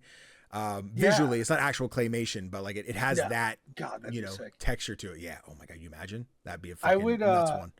Actually, in my notes I have it's like a mix of almost Tim Burton, which I know it's not Tim Burton, it's a different artist who does that, but I can't think of his name. It's that kind of movie style, and then Double Fine almost like okay I see it. There are a lot of character designs I'm like, this is kind of Psychonauts. Yep 100%. Yeah, for sure. But yeah, no, I'm having a great time with it. I don't think either of us have beaten it. I'm on the third world right now. I've gotten there a couple times, but usually by the time I'm there, I'm like about to die. Yep, so. Pretty much. Yeah, I've been kind of doing what I do with roguelikes with the early grind of how do I level up what I need to do better. So I've like maxed out my health, maxed out my damage, and I have the 2 revives now. So I'm like, how far can I get? And then I keep picking up new things as I die. Right. Some of the new mechanics, right? The big one being Fortune, who is your little dice companion. He has it's dice itself, but is he part of the luck as well? I really don't know what the luck even accomplishes in this game. The luck, I think the luck's more like crit and stuff. He might be. That'd be cool if you have a higher chance to roll higher. But he's just a little dice guy, and you throw him, and he does more damage depending on what side lands up, which I think is really fun. Like I think that I know it's called Lost in Random, but like the element of that random element that's like it's not reliable, but it is like it could be. If I need 60 damage and I land on a 6, that's great, Yeah, absolutely. And along with that, you have the like upgrading system, which still comes back to Fortune, where you open a chest and you have different colored items, and they're all different like relics, which like, this will give you when you do a perfectly timed attack, this increases the attack of the next blank. The cards will do this, the charge attacks will do this, and there are a bunch of those that will affect Fortune, where he'll be like, oh cool, if you land on a 6 you'll do increased damage for this, if you land on a 3 or a 5 you'll do more stun damage, or et cetera. There's all these different types of how this mechanic works towards Fortune, and then also the color of the items. There's like a match 3 like mechanic to it. If I put 3 blues in a row, it'll increase, like by default my blue is what, that's the I think blue is red is dice. I think blue's your dice. Yeah, that sounds right here. Can I rewind? Go back. Because yellow's cards. Green is blue is dice. What we're talking about, that's the mechanic I really want to talk about. Yeah, so I think this is like the key. As much as I think they want Fortune, the dice, to be like, oh, look at this. Yeah. I think this is like the key mechanic that really sets it apart from other roguelikes. Yeah. Is like, because in other roguelikes, I'm going to use Hades as another example just because they're both isometric action-y games. Easy one for people to understand, Yeah. So in Hades, you pick up boons, and they're kind of like you're stuck with them for better or for worse for the most part for your run. Yeah. In this, you're given a grid, which I think is 13 spots. Sounds right. And like you were saying, depending on what color the relics are, you can line them up and like get passive bonuses that stay. Mm-hmm. But like as you do that, and then the colors disappear. Like you get the bonus and it's done, right? Yeah. But as you like, maybe you pick something up to just match, you had some purple that you wanted to fill out and you just matched it. And then you're like, I don't really like this. Yeah. Next time you pick up a relic, you can just overwrite that and like get a new passive, or like maybe start setting up another color combo. I think that's really fun. I think some of the relics, the ones that always stuck out to me were the ones that cared what fortune landed on. Yeah. Because I think that's, and I almost wish they would show up more consistently, because like I think that sounds like a fun run where it's like every time the dice lands on something, a crazy different thing happens. Yep. But yeah, I think that mechanic's really fun, and I think that's the one I've been most excited to play with, because it's like in an action roguelike, it's very much usually you keep moving, you don't stop. Stopping is dead. Yep. And like when you pick up that relic, you kind of have to stop, because you gotta you put it in there and you're like, I gotta plan ahead too. Yep. I can't just drop it and go. I have to like, wait, how can I line this up for a combo? Especially if it's more than one color. Oh my god. I feel like I'm stuck there for a while. I'm like, how do I want to do this? The amount, like, sometimes I'll do the plan ahead. I'm like, cool. The moment I find this, if I find any other color, it goes here. If it's something I don't need, like color wise, I got to look at the item. Like, is this important enough for me to keep? Can I make this work? Yeah. No. Then I sell it for the money. And then I'm like, perfect. I got the purple. It doesn't matter what it does. It's going to get me the boost here, which even purple, I feel like conjuration, I'm using the least. And I think that's just a lack of understanding of what applies as conjuration. Is that like, because the cards, I'm like, oh, this conjures a storm, but that's not conjuration, is it? So like, what, I don't know where conjuration falls of what I'm buffing, and maybe me ignoring that's the wrong move. Like, oh, you could be doing so much better if you're focusing on purple, and I just don't know. Right. No, and sometimes it helps, like you get an ability that's like, oh, this is conjuration damage, and then I'm like, okay, that's doing the thing, like that's but no, there's some lack of clarity of what affects what sometimes. Right. I mean, like I said, I think that was the key mechanic. The other, the cards, you're like spells, quote unquote. It's something not a lot of games do. I guess Hades kind of does and stuff, but like it really rewards aggression, because the more you hit enemies, the faster you get your spells back. Yep. And sometimes you get like a spell that has one big bar to fill, but it does like a big thing. Yeah. Like I got one on the, did you get the, I think it's called like Sands of Time or something? Yes. Yep. It's just a big wave of sand that like freezes enemies. Yep. And it's super good, but it takes a while to charge. Right. Yeah. And then you get like different abilities, like, oh, you get more energy shards the more people you hit. Or like, I had one build, it was a hammer build. I was really digging it. And it was just like your charge attacks do increase lightning damage or something. I'm like, all right, cool. So do that. Anytime you do lightning damage, enemies that die from lightning damage give extra energy shards. And it was like the combination of those where I was like, well, my hammer, the big ice wall, right? But then I had one that was frozen enemies give more energy charge. So I was charging my shit up like really fucking fast, just because I had this stack of like, my hammer does big everything. And it was like, run in, beat the fuck out of them, do it again, use my big attack, go back. Like I was really enjoying that run. And that's where I got to like, new area. What do I see? I'm like, fuck, I'm dying to things I didn't know what to do. I could be doing so much better. I have the perfect kit. I'm never going to have this again. I need health. Dude, but the roguelike, I'm like, how am I going to health? That sounds like a really fun run. That sounds like you had a really fun run. I was having fun. I think if I had to pick one that stuck out, mine actually wasn't weapon dependent, which I think was interesting. I had one that was really like card dependent. Okay. Because I got the one that was just very plainly, you just threw a bunch of cards and they kind of were homing on enemies. Yeah.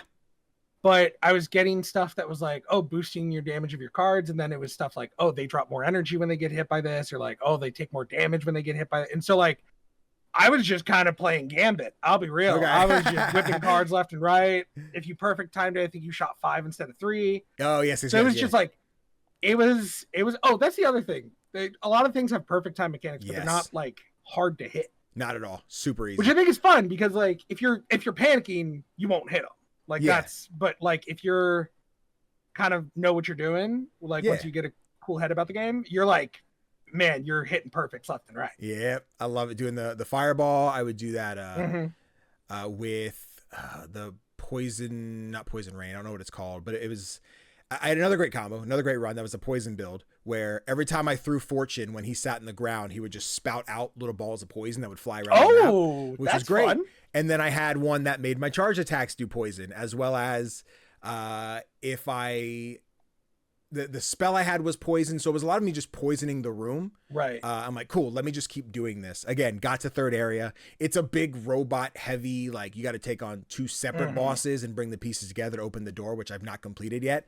but this fucker's just throwing ice everywhere. I'm like, fuck, you're so annoying. I can't fucking kill you. Yeah. But I'm like, I'm grinding up the levels. I'm like, I'm going to get in there. I'm going to have so much fucking health. I'm going to beat your ass and then see, because I have to imagine from what I've seen looking at the trophies, I think it's just 4 sections. I think going into the 4 is like Mayor. Oh, is like, there 4? I He's like the boss. Yeah, okay. so I don't know if there's a section for him or if I beat World 3 and go to the boss. So I don't know how exactly, but... I'll say a lot of these... I mean, again, not changing up the formula entirely. Yeah. But a lot of these games have like the 3 area set up. Right. To some degree. I think Hades 2 is changing it up where you kind of have a path, but like... Sure. But like this is very much usually 3 areas and you get to it. So I was assuming at the end of the 3rd was Mayor. Yeah, is my guess. Okay. Either if it's not he's there, because I assume that you do the 2 bosses, open the gate, and then Mayor. But having not done it, I don't know for sure. But that's what it looks like. We'll see if there's any expectation swap there. I mean, I think while we're speaking of Mayor, I think the writing is really fun. Yeah. I think you get a good mix of characters and like, because Alexandra is like a little more straightforward and a little more broody and a little more like, at least at first. Yeah. She's very like angry, revenge driven. And now like you meet more wild characters.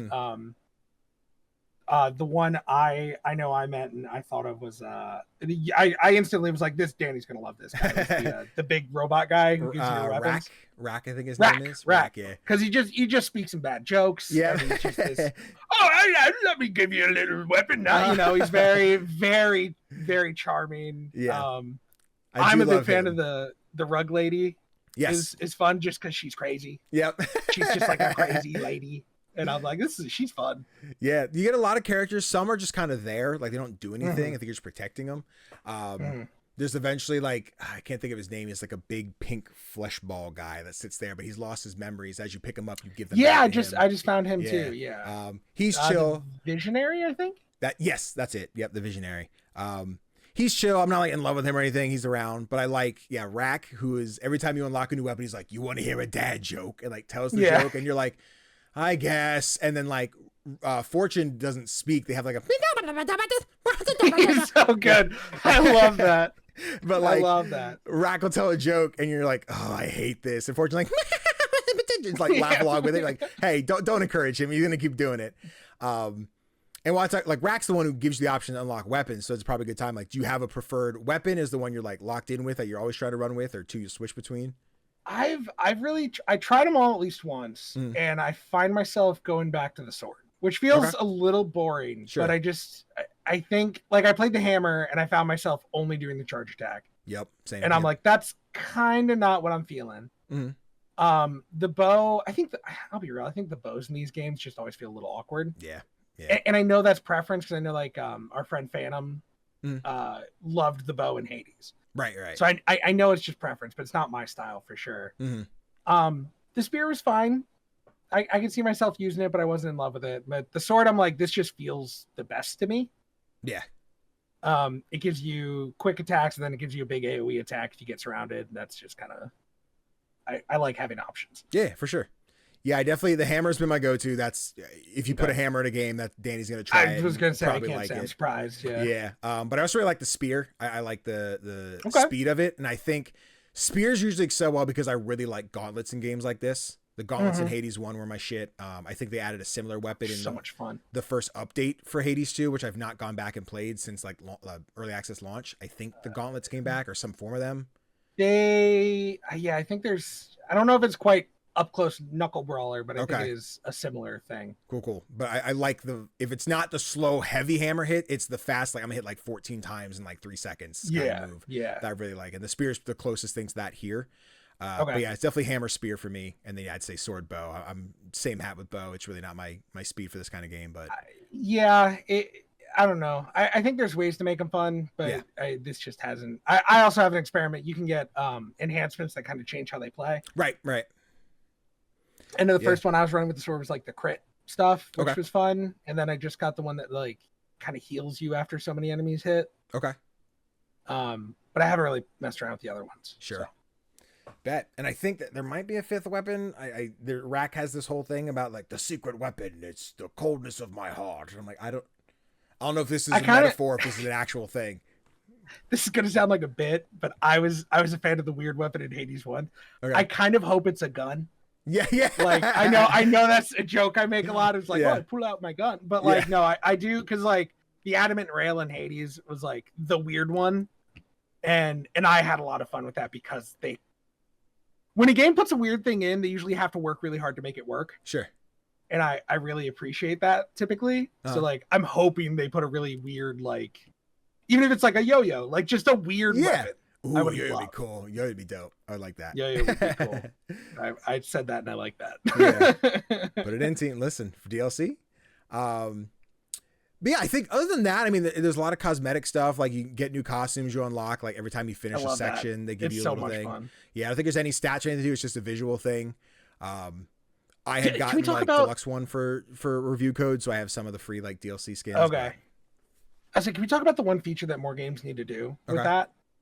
There's a because she has like what 5 or 6 pieces of different like slots of cosmetics. Head, hair, like, chest piece, cape, or something like that. Yeah, mask, whatever. Yeah. If you get one, you can just hold the button to equip the whole set at once. That I didn't know. I hadn't switched enough. Yeah, to try. it's cool. Yeah, I was messing around. Well, I love. Give me a good cosmetic option in the game, and I'll usually commit to it. Sure. But like, I love the fact that it's like, you can just hold X and equip that whole set if you like, or at least the pieces you have. Yeah, you're like, fuck. Oh, and I'm like, oh god, more games need this.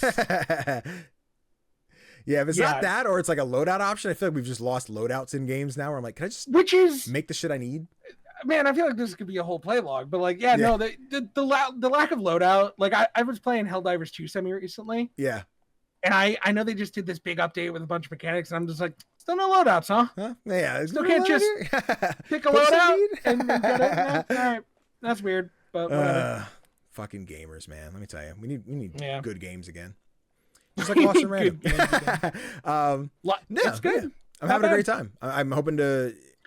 Now I'm in the spot where I'm like, we talked about it. I would like to go back and finish it, and I'm looking at the stack of shit in front of me. But do you see where we go and wrap this up, see it to the end, or you like maybe pick at it every now and again? I think right now it's going to be pick at it. I just picked up. We were talking about this. I just picked up Expedition, so that's I'm in the wave of everyone. Like, this, when I have time, this is what I'm doing. But yeah, no, I think I can see myself going back to it because, like I said, it is just fun to play. I don't know. Do you know what the price point on this is right now? I want to say 15. Let me see over here. Eternal Die is $22.49 on Steam right now. Okay. Cool. So that's not bad. Is the first lesson random her sister? Mayhaps. I haven't played the first one. Did it say that somewhere? I might. So this is the thing. The writing does a lot of good showing, not telling right away. Yeah. And so I am interested in the world. But remembering now that it is its own thing, I'm like, oh wait, I might go back and play the first one because it is on sale right now. What are we talking about? I think it's on. It is $4.49 right now from $30. So that's a pretty good deal. We might just put that in the cart right now. Let me see. No, that's the world's really fun. The art style's really fun. Oh my god, is Alexandra the bad guy? Oh my god, wait, I might have to play this now. No, yeah, it's a. Like I said, I don't want to hype it up too much. It's not, oh my god, you got to play this. But it is, if you like roguelikes, like me, if you like action games, I highly recommend picking it up. It is it's something new. Yeah. And sometimes that's all you need. But hell yeah. Solid game. Dope. There it is. That's our thoughts on Lost and Random. If you guys want to check it out, it's out now. It's on Steam, PlayStation, Xbox. I don't think this one's on Switch yet. I might be lying. We'll see. Check it for yourself if you need it on Switch. Seems like it'd be a good Switch game though. Yeah, 100%. I was playing it on Steam, and then they sent me a PlayStation code. I'm like, well, now I'm playing this on my desk, so I'll rock with it when I can. Yeah, try and get that platinum if I can. It doesn't seem too bad. I'm just a little grindy. But yeah, real quick, Connor, before you go, if people want to find the internet, where could they go again? You can find me at twitch.tv/H0B0monkey. I play, like I said earlier, I play a lot of Monster Hunter, and I'm, as I've already said, a big fan of roguelikes. So usually if a good new one comes out, I'll stream it. Haven't done this one because I wasn't allowed to, but maybe that'll be a future stream. There you go. Perfect. Guys, thank you so much. We're going to hand it back to other Danny. So, toodles. Wait, Danny, remember to... And we're back, Tofr. We did it. How was that? Did you like that? You heard about those guys? Damn, I can't believe that he said that thing about the thing. Mm-hmm. Damn. He really ran his mouth in that one, dude. Yeah. Crazy. But I've been talking, so how about you tell me about a game you've been playing? I played 2 games this week. The first was Become the Moon. Okay. I received a key for this for review. Oh yeah. It is it's a game that's inspired by the Hearthstone Battlegrounds mode. Okay. Where instead of playing your cards each round, you prepare your battlers all at once, and then it becomes an auto battler. Okay. Yeah, and it's really well made. For some reason, it has a mixed status on Steam, which I find really strange, because I am totally addicted to this game. Let's see what these fuckers are saying. That was fairly charming auto battler at first. Unfortunately, the more you play the game, you realize how little strategy actually involved. Late game enemies are curated with a specific strategy in mind and can completely blow you out if you didn't draft the right cards. Welcome to roguelikes, dog. Yeah, that's exactly my point. If you it's getting a negative after spending 5 hours getting over the third available achievement, and I cannot convince myself to commit any more time. All right, well, anyway, you're here talking. Forget these chuckles. Yeah, I really like this game. I think the art style is charming. Mm-hmm. It has like a dark alternative to like Adventure Time or something like that. Okay. It clearly takes inspiration from Hearthstone, like I mentioned. Yeah. And that becomes apparent in the UI as well. But I think why would they have to change that necessarily if it works? As long as the Hearthstone people aren't like, hey, I see what you're doing there. Right. It's just, it's a lot of fun. It's really, really addictive. This is the first time since Balatro that I found a game to be so addictive that I kept on playing each time that I died in a run. Yeah. The difficulty ramps up rather quickly. Yeah. But I like that because runs are pretty quick as well. And when you die, you just hit quick restart and you're in there once again. There's also 10 different leaders with their own capabilities to choose from. So there is plenty of strategy. I really don't understand why people are saying this. It's a fun time. It's one of my favorite deck builders of the year so far. Oh yeah. It looks dope. I've never want to get into like card games like this, the Magic Arenas, the Hearthstones, anything like that. But I got to play a little bit of Magic Arena at SGF, and I'm like, oh, this is cool. Yeah. I like it because it was as someone who played Magic in college, fell out of it because once you got into like the real nitty gritty of it, and like you had people with a functional Magic obsessed brains who are like, oh yeah, I know this card does that, and I flip this and I do the thing, and I'm like, I don't know what any of your cards do. They're like, how would you not know about the grandiose Mashugana? I'm like, I don't know. I didn't pop out of the womb with a deck in my hand. I don't know. So like I really got turned off from those type of like TCGs or anything. But like in a game like this where it is kind of that, but I do have the instruction of, oh, it's a video game. There is the pop-up of, oh, this card will do that. And I kind of get those choices step by step, and I'm not waiting on somebody else's existence as I'm playing and everything. Like this does look really cool. I agree with the visual style. The cutscenes for the trailers of like, you go fight him, whatever. Like that's really charming. Yeah. I think I got a lot of press emails about it. We talked about it. You're like, I'm interested. I'm like, let me shoot you an email. I think we conveniently talked about this as I'm like, I don't know what I'm looking at here. I'm like, Tofr does. So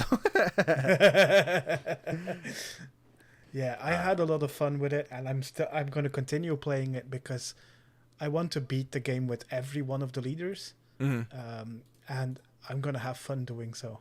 Oh yeah. I think there's still plenty of cards that I haven't unlocked. Okay. Lots of legendary cards mostly.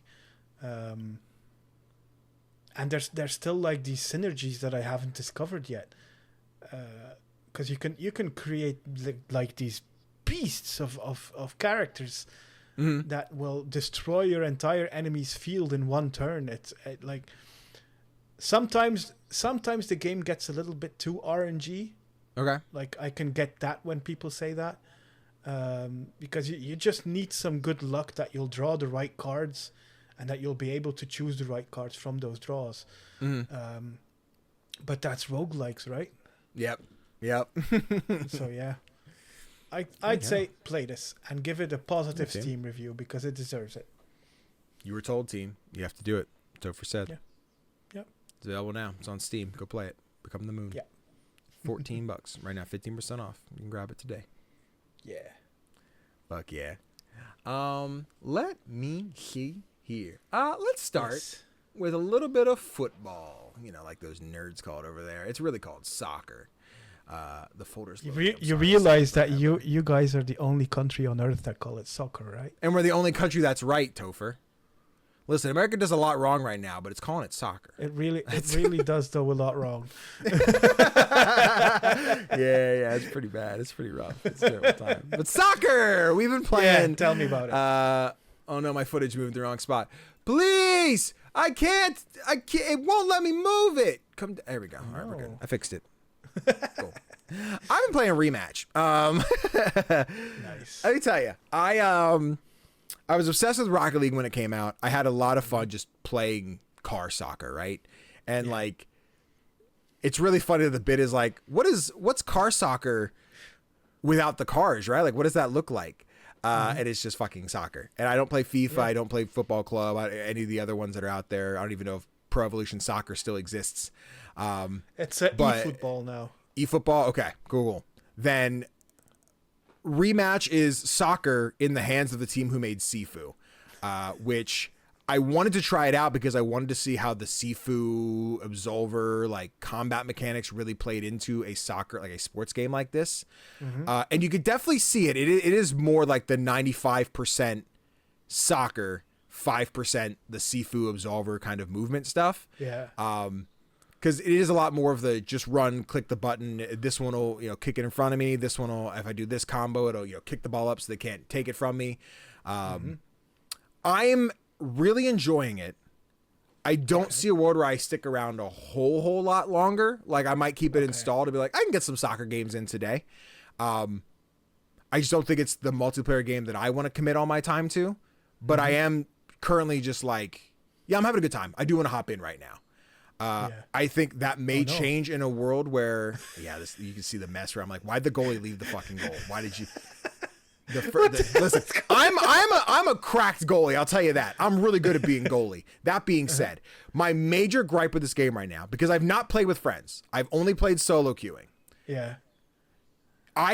There's no in between. It is either my team is the most synergetic team that has ever existed in the game of REMATCH, or I have everybody who wants to 1v3, 1v4, 1v5 the entire match and wants to be the MVP. And I hate it. Because the games where I'm like, yes, I am killing it. I'll go in there, I'll get of like with the mercy rule, if you hit 5 and they have 0 or 1 and 5 or whatever it is, like game's over. There is no coming back. Also, this is my first match goaling, so stick with me. I know I said I'm really good, but let me find it. But you did a good save there. Yeah, I was pretty fucking good. Let me do more footage where I'm good at the game. But no, I've had really good matches and I've had absolutely terrible matches. And again, I think if I was playing with friends where like a lot of the times you feel like you're queuing with two friends and you're the rando, right? Where like I'm wide open. They could pass me the ball and they're just passing between each other. You have games where the goalie just does not want to stay in goal. So the moment they push up and try and do something about it and the enemy's like, cool, we're going to intercept and our goal's just wide the fuck open. They're going to take it like, cool, they lost a point. And it has the Rocket League like spam emote thing of like, sorry, a good shot, like all those kind of things, which I think is great. But you can also ever so slightly feel the like, you toxic bitch, where like somebody leaves the goal and they're like, sorry, my bad, sorry, my bad. I'm like, fuck you. Oh, you know what you did. Why'd you leave the goal? Why'd you do that? You should have stayed in there, and then the enemy team just fucking stomps on you, right? I had a match the other day where someone left, so we were 2v3 the entire time. So it came down to, it was like me, like I was goalie, they were trying to score a point, and it was just 1v3 on the other side of the ring until they take it back, the other side of the field. I would goalie, and if I had the chance, because all three of them would rush, I'm like, see ya, bitch, and just punt the ball across the field right into the goal because there's no one blocking. You're like, wait, good job, good shot, thanks, good shot, thanks, good shot. Like, it's kind of weird in the way that people treat this, or I'm like, God, this is why I don't play sports games. But that being said, it is a more arcadey sports game, and I think that's why I do enjoy it. I do have a really good time playing it. I do want to try with friends. I know we talked about playing at some point. I don't know when that'll be, or whatever. Yeah, I think this will be a fun one to play with friends. It is on Game Pass, and that's how I'm playing it. I'm not seeing a lot of, I guess, depth other than it is a multiplayer game. You're going to keep playing to increase your score, do the battle pass, blah, blah, blah, blah, blah. Because right now there's 3v3, 4v4, 5v5, and just quick play. And then there is the 5v5 competitive, I think it is. I've only played one match of 5v5. It's chaotic. It's a lot of people on the screen at once, especially when you're like, how do I outnumber 3 guys, let alone 5? And let me find one where I'm actually, playing the game, not being goalie. I've had as a goalie. I am really good at goalie. Listen, they cycle, right? So every time you score, it's like volleyball, where it's like someone scored, you rotate the field and who goes where. So sometimes you'll spawn into the goalie and you stay there. You do have the choice of just kind of backing up once you enter the goal box. Goal box, is that the right term? I don't know soccer stuff. Goal box. Is that maybe that's hockey? Is hockey call it that? A goal box? No, I thought goal box was the thing. Someone knows sports. Tell me. Yeah. See. Oh, you see that? Oh, hold on. Wait a second. Wait. Damn. Run that back. Oh, you see what how a good goal! I am? Look how good I am. Check this. Damn. Check this. They said pass. I'm like, all right, let me move up. And this is the team. Like, we're doing pretty good. We were down a point. Yo, Ian, pass me the rock, brother. And he's like, all right, take your time. It's fine. I'm like, I got this, bitch. And I said, oh, I missed. Hold on. I got it. And then I'm like, yikes, you can't stop me. Hey, buddy. Boink. Got him. Played him like a fiddle. And you can see in the top where it's like, good job. Thanks. We got this. Good job. But it's really satisfying to play. I do love it. And I think I see some people doing things that aren't in the tutorial. And I don't know if it's just maybe it's a mobility thing. It's just as you move, it looks that way. But they're like dribbling where I'm like, how are you doing that? Do I have to hold a button to dribble the right way? Like what's up? Like how do you play game? But I think I've won more than I've lost, but when I've lost, it's been pretty brutal. Okay. Like we're talking shutouts. We're talking like 1-5, 0-5. Like it's not good. But yeah, want to try with friends might be the move. Just be like, yeah, we got rematches. I'll top on some rematch tonight. But I think Marvel Rivals will stick to be my multiplayer game right now. But again, really good goalie. Yeah, I noticed on Eurogamer's website they posted an article about this game, and it just, I think the headline was something like, why don't people in this game pass me the ball? Exactly. Dude, everyone wants to be the dude. And like, I don't know if I've clipped it. I'm sure I have a clip here somewhere of someone not passing the ball. Why am I the goalie all the fucking time, dude? I don't know. But like, oh, there's a dude that passed me, but like, oh, it went too high. And like, there's a way I could headbutt. Oh, wait, do I fucking trounce this guy? Watch this. Oh, you see, no! See that? Oh, you shouldn't have got that. I will say sometimes there are weird moments where like it's lag, it happens, but like I've definitely been fucked on things that should have been like all mine and they weren't. Where like the ball has sat, like I've passed the ball and it's sitting there. I'm like, this is passed, right? And then it does a like rubber band up, comes back, and then like the enemy gets it because oh shit, man, I should have got that. So I've definitely had a better moment. I don't know why I passed like that. What the fuck was wrong with me? So a few like, all right, this is no one's fault but the game, you know? But yeah, a good time. Okay. I really do enjoy it. I'm hoping to see more in terms of like, I say like maps, but like it's not really like the map matters. It's more of just an aesthetic thing. I think it changes if you do 3s, 4s, or 5s. What kind of rubbish throw was that? Let me tell you, man, the amount of people who just pass the enemy team, like it's a little not finicky, but it's a little punishing, right? Where like you don't really get a reticle. If you press like the kick or throw button, like you're kind of locked in. The moment you press it, like this is where you were. So if you weren't aiming prior to it, you might fuck yourself. I've done it plenty where I'm like, let me kick this ball. And I'm looking at more of like the 1 o'clock than the 3 o'clock. Oh. There we go. Teammate said he coming in, baby. This round, I'm like, good job. Yeah, renown block. Good job. We got this. But absolutely where I'm like, I see you, friend. I see the person I want to kick this to. And the moment I'm looking this way, but they're over here, I'm like, my bad. That I just, the camera wasn't where I needed it to be.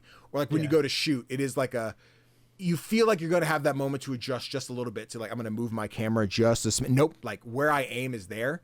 So a lot of times what people will do is they'll aim above the goal box to throw out what it's called, the goal box, to like bounce it off this invisible wall, which is not a real soccer thing. You know, it's something you do in a video game. But they're like, let me throw off the goalie. They go to catch it and like, psych, you moved. And then as soon as they find the spot to go in, kick it again. Cause like free goal, like there's nothing to block me because they dodged to try and stop. And like, here's a spot where I'm like, my goalie left the box. So I had to move back and do it because he's a D-gen. Got it, sucker. You can't stop me. Boom. But like there you saw like the little icon of like, this is how you go to aim to like throw it. And I was like, luckily I did it. But then my guy moved. And I'm like, oh dude, you're lucky you got over there and he missed because he would have just taken it. But the other move is just be the goalie and grab the ball because if you stop them, like they can't take it from you unless you leave the goal box, which again, asterisk. We still don't know if that's what it's called. Can you make fouls? Because I see a lot of tackling, but I haven't seen a foul yet. No fouls. Not that I've seen. Okay. It's a lot of just like slide and kick the ball. Yeah, like that's just the default of the game. If there's any kind of fouls, nothing I've seen. Okay. I've seen a lot of people kicking each other and stopping each other. Pretty aggressive. I've seen no foul yet. It's pretty much you go until someone makes a goal. I think match is like 5-6 minutes. Watch this bitch. You see, oh, that's cheating. Oh, that's not fair. My bad. Sorry. My bad. We got this. That was just a good finish. Yeah. And it's cool. There's 4 different emotes. I think there's probably more to unlock in Battle Pass and shit, but there's different like highlights for when you score. Yeah, like there's nothing I could do except be a step over. But once you score, you have the quick option of like, do you want to hit one of the face buttons? And there's like a gratitude, like, hey, good job, everyone. There's the like knee slide, which is fun. It gives you some kind of choice in how you celebrate. And you can hit R3 to like, hey, pass me the ball. And no one ever listens. Good. Everybody wants to be the MVP. Everybody wants to play the game. And I think this is the spot where like, as somebody who doesn't play the football clubs or anything, like how does this work in an actual like EA sports game like this? I don't know how different it is when it comes to like cooperative play. But yeah, I can feel everyone's need to be the best on the team and not, you know, have any kind of cooperation. So friends seems to be the way to play. Good goal. That was a good goal. This guy went and did it. But yeah, I can read about a rematch here for another minute. But yeah, it's fun. I would say check it out on Game Pass. I had a really good time exploring it. I do want to see again the co-op thing. So I don't know. This weekend's fucking packed, and I think so is next weekend. But we'll find some rematch time and just run some matches. Maybe find a third. I don't know. Maybe Nerdstrom's out there. Maybe Chris might have Game Pass. We'll figure something out. We'll figure it out. Yeah. We'll run it. Marjorie Timestamp, Tofr, what else you playing? I've played a game called Quantum Witch. Oh yeah, it's another game for which I received a key from the developer. Cool. And this one's a bit difficult to categorize. Okay. It's the debut game by Nikki J, a solo developer. And you play as Ren, who is a farm girl who wakes up to find that her fair, which are like these kinds of magical sheep, I guess, have gone missing. Okay. Now, while you are walking around your town trying to find your fair, you run into this girl who is entangled by vines, and she appears to have been there for like eons, literal eons. She speaks about having seen the village grow over the centuries. So of course, what do? You help her out. You try to you try to cut her loose, as you do. But then it appears that you have messed about with something you shouldn't have gotten involved in. Okay. Which is a tussle between old gods. And now you have to suffer the consequences. I'm not going to spoil more of the story because this is a shorter game. Okay. But it's really cool. It's made by, like I mentioned, Nikki J, who is someone who escaped from an actual cult. And you can see that in the writing. A lot of this game talks about agency and what it means to like think critically for yourself or to put more value into believing in something. Okay. And this duality will inform what choices you make later on in the game. It's written really well. You can really see that she has been there, you know? Yeah. But it's also incredibly funny. Hell yeah. Okay. Yeah. For example, in your town, you have this... you have 3 vendors selling stuff in a market square. and they're all video game characters. One's Lara Croft, another's Pac-Man, and another's Princess Peach. Right. And when you talk to Lara Croft, she gives you like these one-word answers, and you're like this really bubbly, positive person. You're like, "Hi, how are you? Oh, and, what do you do, archaeologist? Do all archaeologists have guns? Yes. Why do you need guns? Tigers." Oh, thanks. And it's a whole conversation like that. The game pokes fun at like video games as a genre, but it also does that thing like the Stanley Parable. Okay. Where you're like, okay, I'm supposed to do this, but what if I tried this instead? Yeah. But it's a really good game. It's really well written. It takes about an hour, I think, to finish. But if you want the entire story, you'll have to do multiple playthroughs, just to like make different choices at certain points of the game, and see how that influences mostly the end game. I really recommend this game. It's especially for a debut game. This is really cool. It's not gonna be for everyone. It's very queer as well. There we go. But for example, Ren is together with Tyra, her bonded one. So basically her wife. And you live in this kind of lesbian commune where if you want to procreate, you have to go to the pools because something about those pools is magical. Yeah. And it makes you have babies. Okay. No idea how that works, but okay. Also, like a bit later on in the game, you get magical powers, and every time you use them, this rainbow appears, but you can choose which rainbow it is, depending on which pride flag you choose. Okay. So I really like that feature. That's cool. Yeah. I'm stuck on this bath making babies thing, because I immediately think of all my gleeks out there will know what I'm talking about. Like the first episode, the dumb football player is convinced that he got his girlfriend pregnant because they were messing around in the hot tub, and he finishes and she's like, I got pregnant. She gets pregnant by another guy, spoiler alert, but she convinces him like, yeah, apparently the warmth of the water makes him swim faster and he got me pregnant. And he's like, oh no, I'm gonna be a dad, I can't do this, I have a future ahead of me. And everyone's like, oh, you fucking idiot. Oh, you're so dumb. But that's all I could think of. Is just convincing someone like, yeah, the hot tub made me pregnant. I get it. But yeah, no, like I'm intrigued, right? I do like a short, like quick experience. When he said short, I don't know how short we're talking. We're talking 3 hours, 5 hours. What's the a single playthrough is about an hour. Okay. So if you want to get all of the content, you'll spend a couple of hours on it. Cool. That's dope. It does look like interesting. I like the commentary on the games and the fun parodies and stuff. I think visually it's a style that I would probably look at the trailer and be like, I don't know if this one's for me, and move on. But getting the explanation of some of the things that are going on in it and like the story behind it, I'm like, okay, I'm more intrigued. I'm seeing more stuff about it, so that's really cool. Yeah, it could use some improvements gameplay wise, I believe. But I think that's just basically because this is their first game. Sure.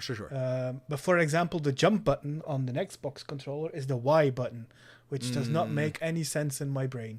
Yeah, no, that ain't it, Chief. No. It's gotta be an A.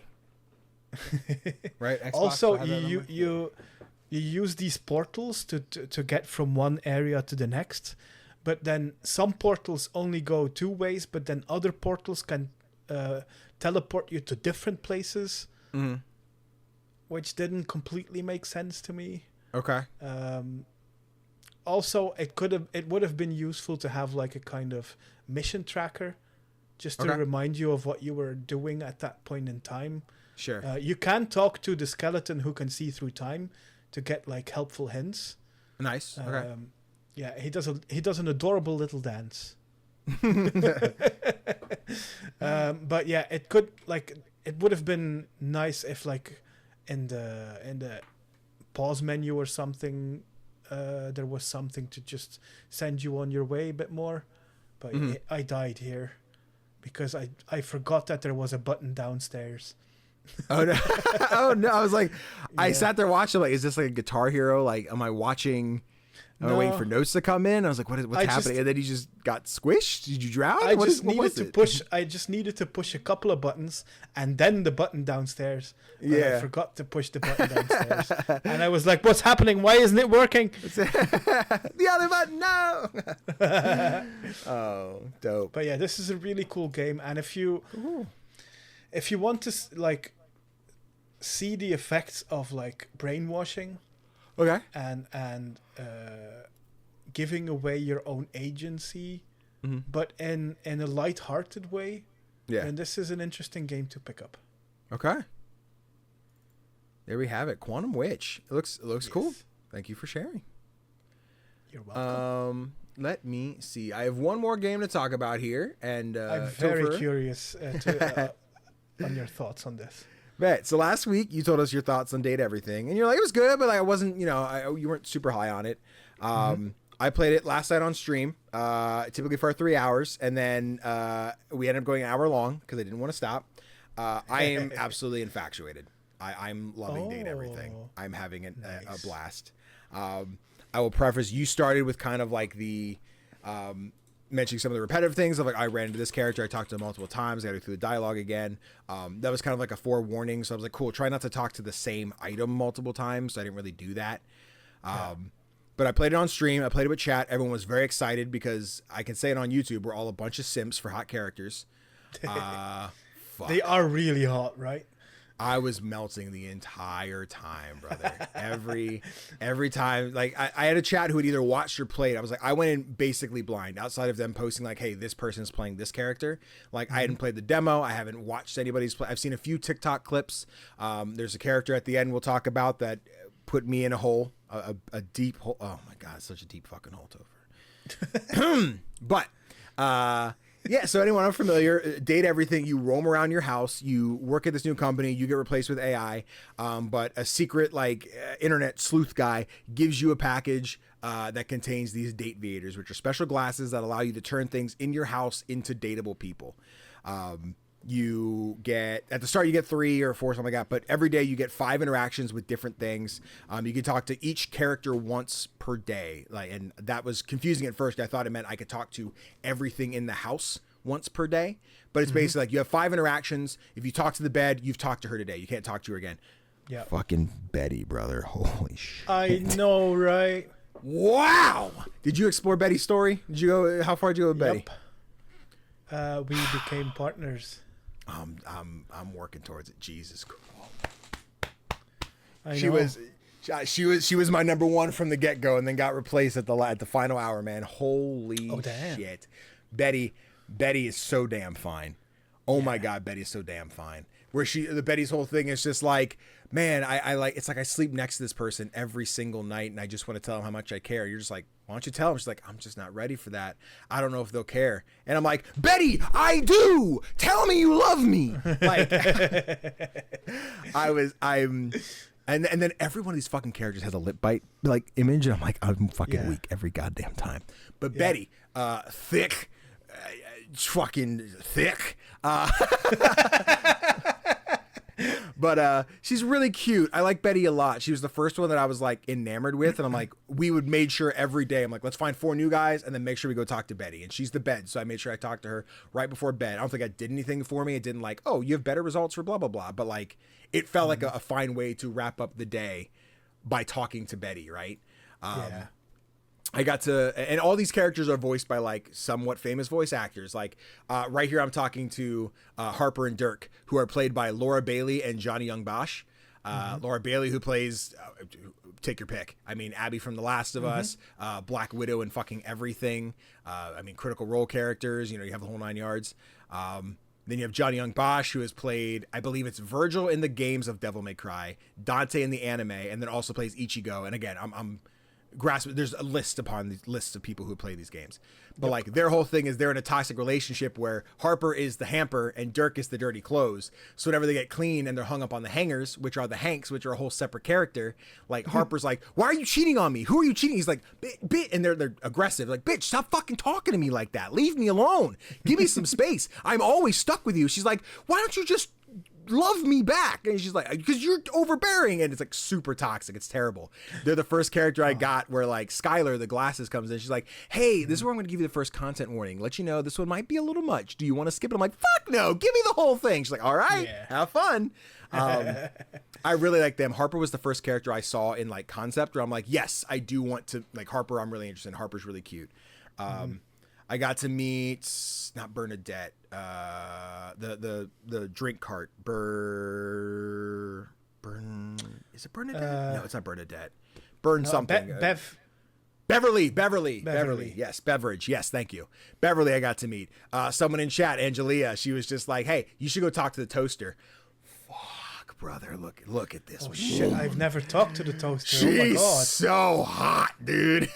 Damn. No pun intended, but yeah. But like, all the characters are hot. They're all hot in different ways, and yes, you're gonna have your preference and how you like people and da da da da da. But like everyone I met, I was simping hard, brother. They're all so damn fine. You have like Mitchell, who is like the collection of food in your cabinet. You have Koa, who is your couch. You're meeting all these characters and talking to them like what they do, and they all have personalities. Mitchell's a food critic who likes to go to different restaurants around the house and taste things. So you go to a Hawaiian infusion restaurant in the living room, which is Koa, again, the couch, and he's really cool by design. All the characters are cool by design because the thing is they're like, it's this inanimate object, but how do they personify that? And Koa, who's the couch, is like the armrests are like shoulder pads, and then inside of his belt is like lost change and money and receipts and pieces of paper and like the TV remote. We're like, oh, that's how they did that. Your face. If you watch this stream, I have TikToks hopefully coming out soon. TikTok updated, and I don't know how to switch my account to my Eclipse account now. I don't know how to post. I have to figure out what's going on. I don't know what's up.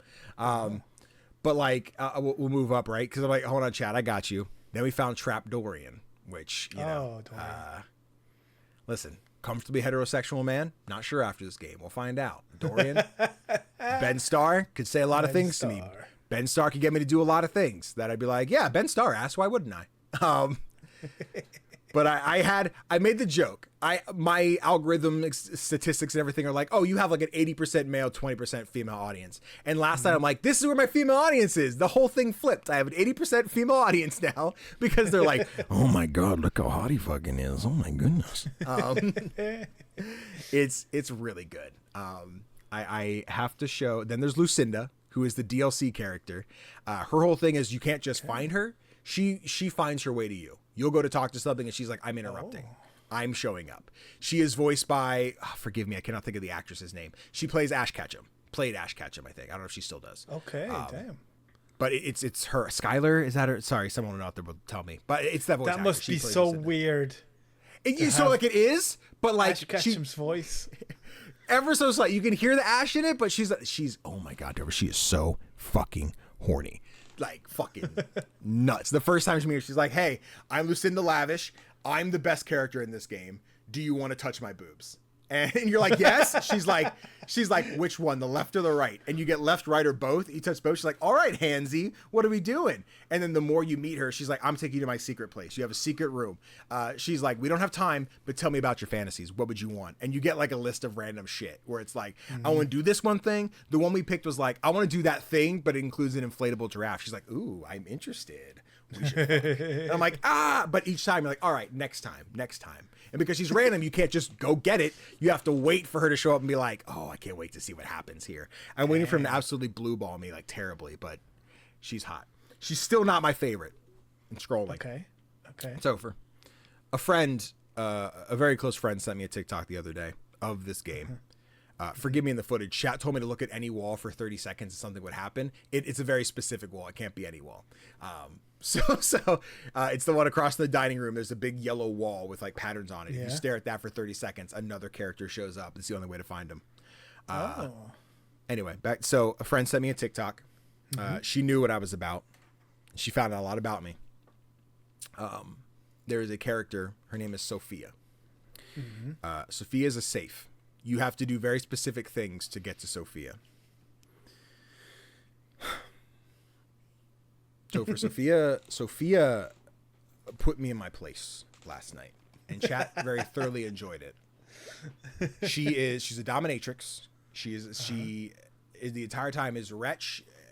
You will call me mistress and mistress alone, and she'll like talk to you about this, that, and the other, and like, what makes you think you're worthy of talking to me? You're like, without question, mistress, I'll do whatever you ask, whatever.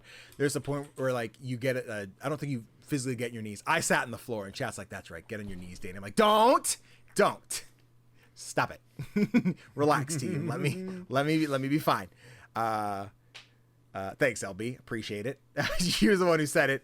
And then there was a point where that came up, and someone in chat said Danny, DAN-KNEE. I'm like, no, you can't do that. You can't put that in the universe. You can't allow that to exist. Sophia easily took my favorite. I've in these couple months, I've realized how submissive I am, and I'm proud of it. And fuck. This is a video game, Tofr, but holy shit, what a time. That all saying, like, I love these characters. I do the thing. I'm very excited to explore more. In terms of running back to gameplay, you were mentioning like you level up. As you level up with characters, you're getting more stats, and as you complete stats, you'll finish the game or whatever. I have very little has leveled me up so far. I ran into Keith, who is a key who has like I think a very limited story. You kind of meet him, go to another character, and that's how you unlock Sophia.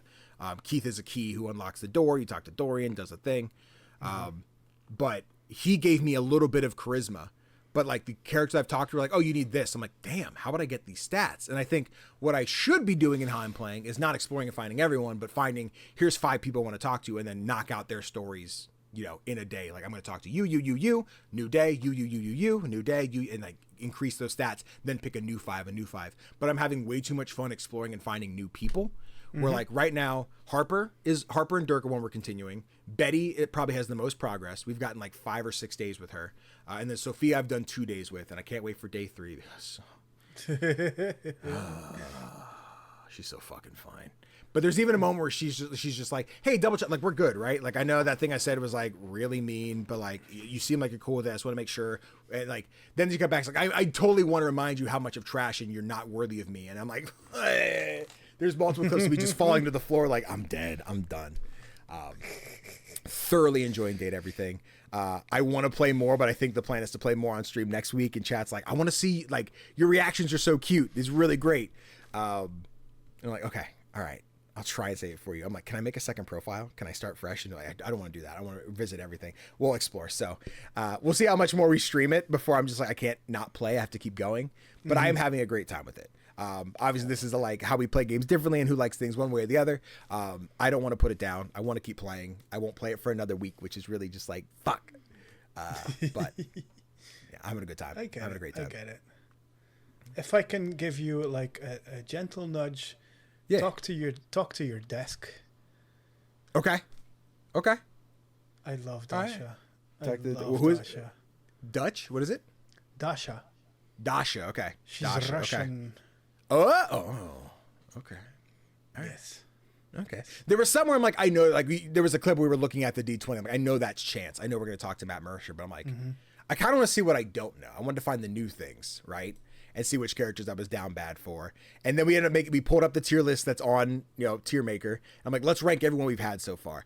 My least favorite is Wendolyn right now. And there's not like I dislike her. She was just the most like almost Karen of everyone. I'm like, yeah, I'm not feeling her. Maybe we'll continue to see what happens there, whatever. But yeah, I'm having a very good time. I want to I want to see more of the Sophia part. I need to this is the part where I get up. I'm like, I need something to bite on, please. And I went and got a t-shirt to bite on. Nice. Did I establish who I am, what I am, and some things that'll take place in the future? Maybe I have, and I cannot fucking wait. Anyway, but yes, Date Everything. I'm having a great time. I'm having a fantastic time. I can't wait to play more. I'm glad you're loving it so much. Thank you. I lost my notes. Where'd they go? They're behind the folder. I don't need this here. I need the doc. Found it. Okay. Imaginary timestamp. We did the thing. What we've been playing. That's all we've been playing this week. Tofr, do you run through the indie releases this week? Sure. Cool. The week of June 26th until July 2nd is a pretty calm week considering all of the releases we've had. On June 26th, Ruffy and the Riverside releases for PlayStation, Xbox, Switch, and PC. On June 26th as well, Until Then gets its console release on Switch. Nice. On June 27th, Bombas releases on PlayStation, Xbox, Switch, and PC. On June 30th, we're getting Radiant Guardians of Light for PC. And on July 1st, Blood Rush Undying Wish releases for PC. Hell yeah. Yeah, definitely quite a week. I could say I have a key for Ruffy. I have not touched it yet because it's been so busy. I'm hoping to get to that soon. But Ruffy, what I played of the demo was really, really cool. I'm excited for that. I'll say until then, I own it on Steam. I still haven't played it. I probably won't get it on Switch or anything. But until then, it's another one I'm looking forward to playing. Yeah, same. It's been sitting in my Steam library, and I really need to get to it. Yeah, absolutely. After playing A Space for the Unbound, I'm like, oh, I don't want to check out Until Then. Not same game, but same vibe. And it's just, when will I get to it? We'll see. Will be a book club someday? Who knows? Might. Maybe. We'll find out. We'll find out. But yeah, I'm not too familiar with the last three. I know Blood Rush I looked at for, July video, and I can't think of which one that is right now. What was this one?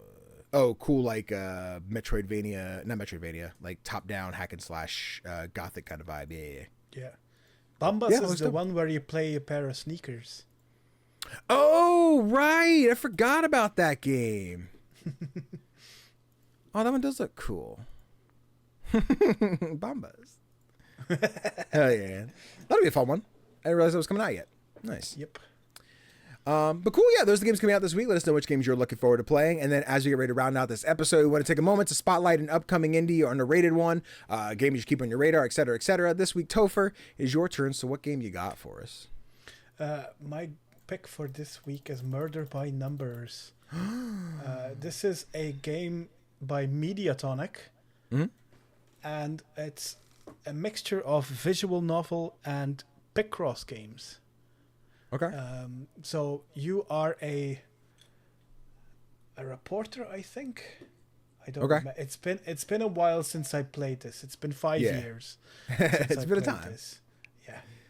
But yeah, you are helping to solve murders that have happened across your town with your lovely robot companion.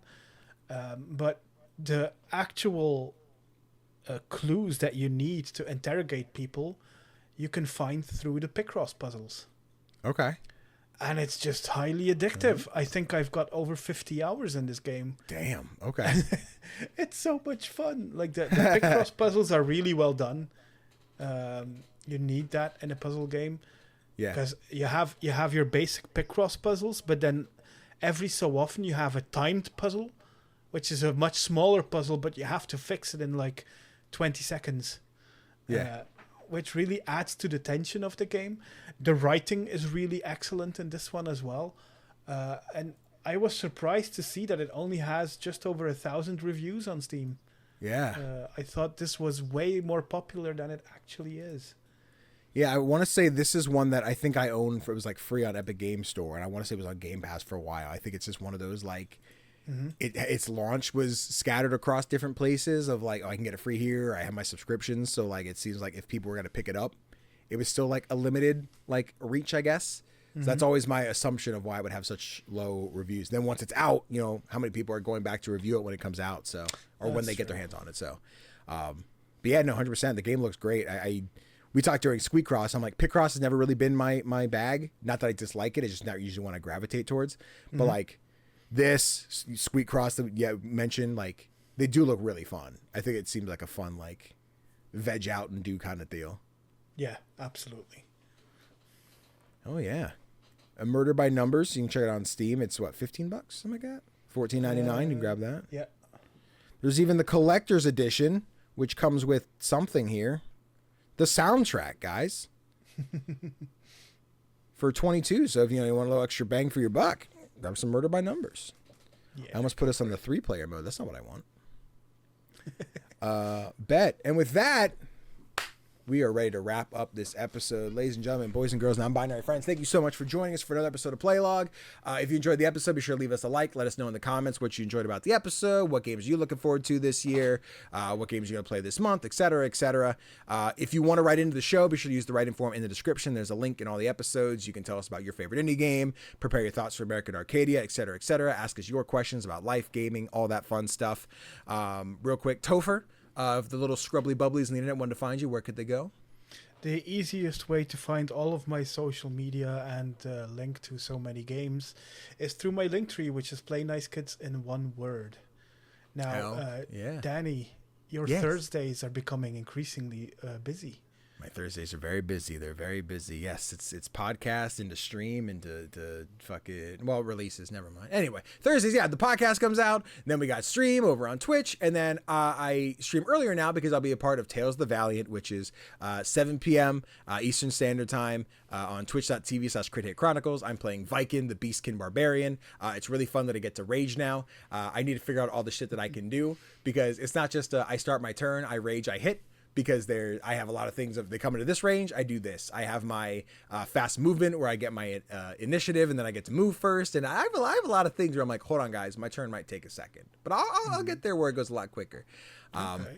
But I'm very excited to be a part of this group. The more I play these TTRPGs and make friends with the group, I get to play with LB and Ian, who we were both in the, LB was our DM for the Fallout game, and Ian was like in game, like my best bud. And Ian's such a cool guy. Love spending time with LB. I get to play with Noir, who is someone who has done a lot of DMing that I've watched, but I've never gotten to play with all that much. So being a part consistently. And then most importantly, LB for listening, not most importantly, obviously, that's you. But Erin, who absolutely love her. She is such a sweetheart, but we have ducked each other for months where we were supposed to meet at PAX. Our schedules didn't line up, so she left before I got the chance.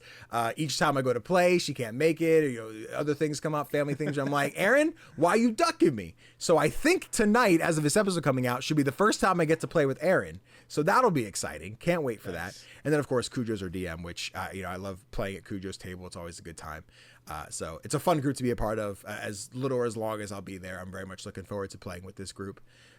So yeah, be sure to watch us play some D&D tonight on Crit Chronicles Switch channel. Hell yes. And then go play American Arcadia. This is the last episode of June, so we have a month left to play, which means Tofr and I each got to start it too. So let me install that real quick while we're thinking about it. But yeah, I think that's it for the episode, guys. Thank you so much for watching. Take care. Have a lovely week. Do something fun this weekend. Go outside a little bit though before you play your video games. And see you in the next one. Mwah.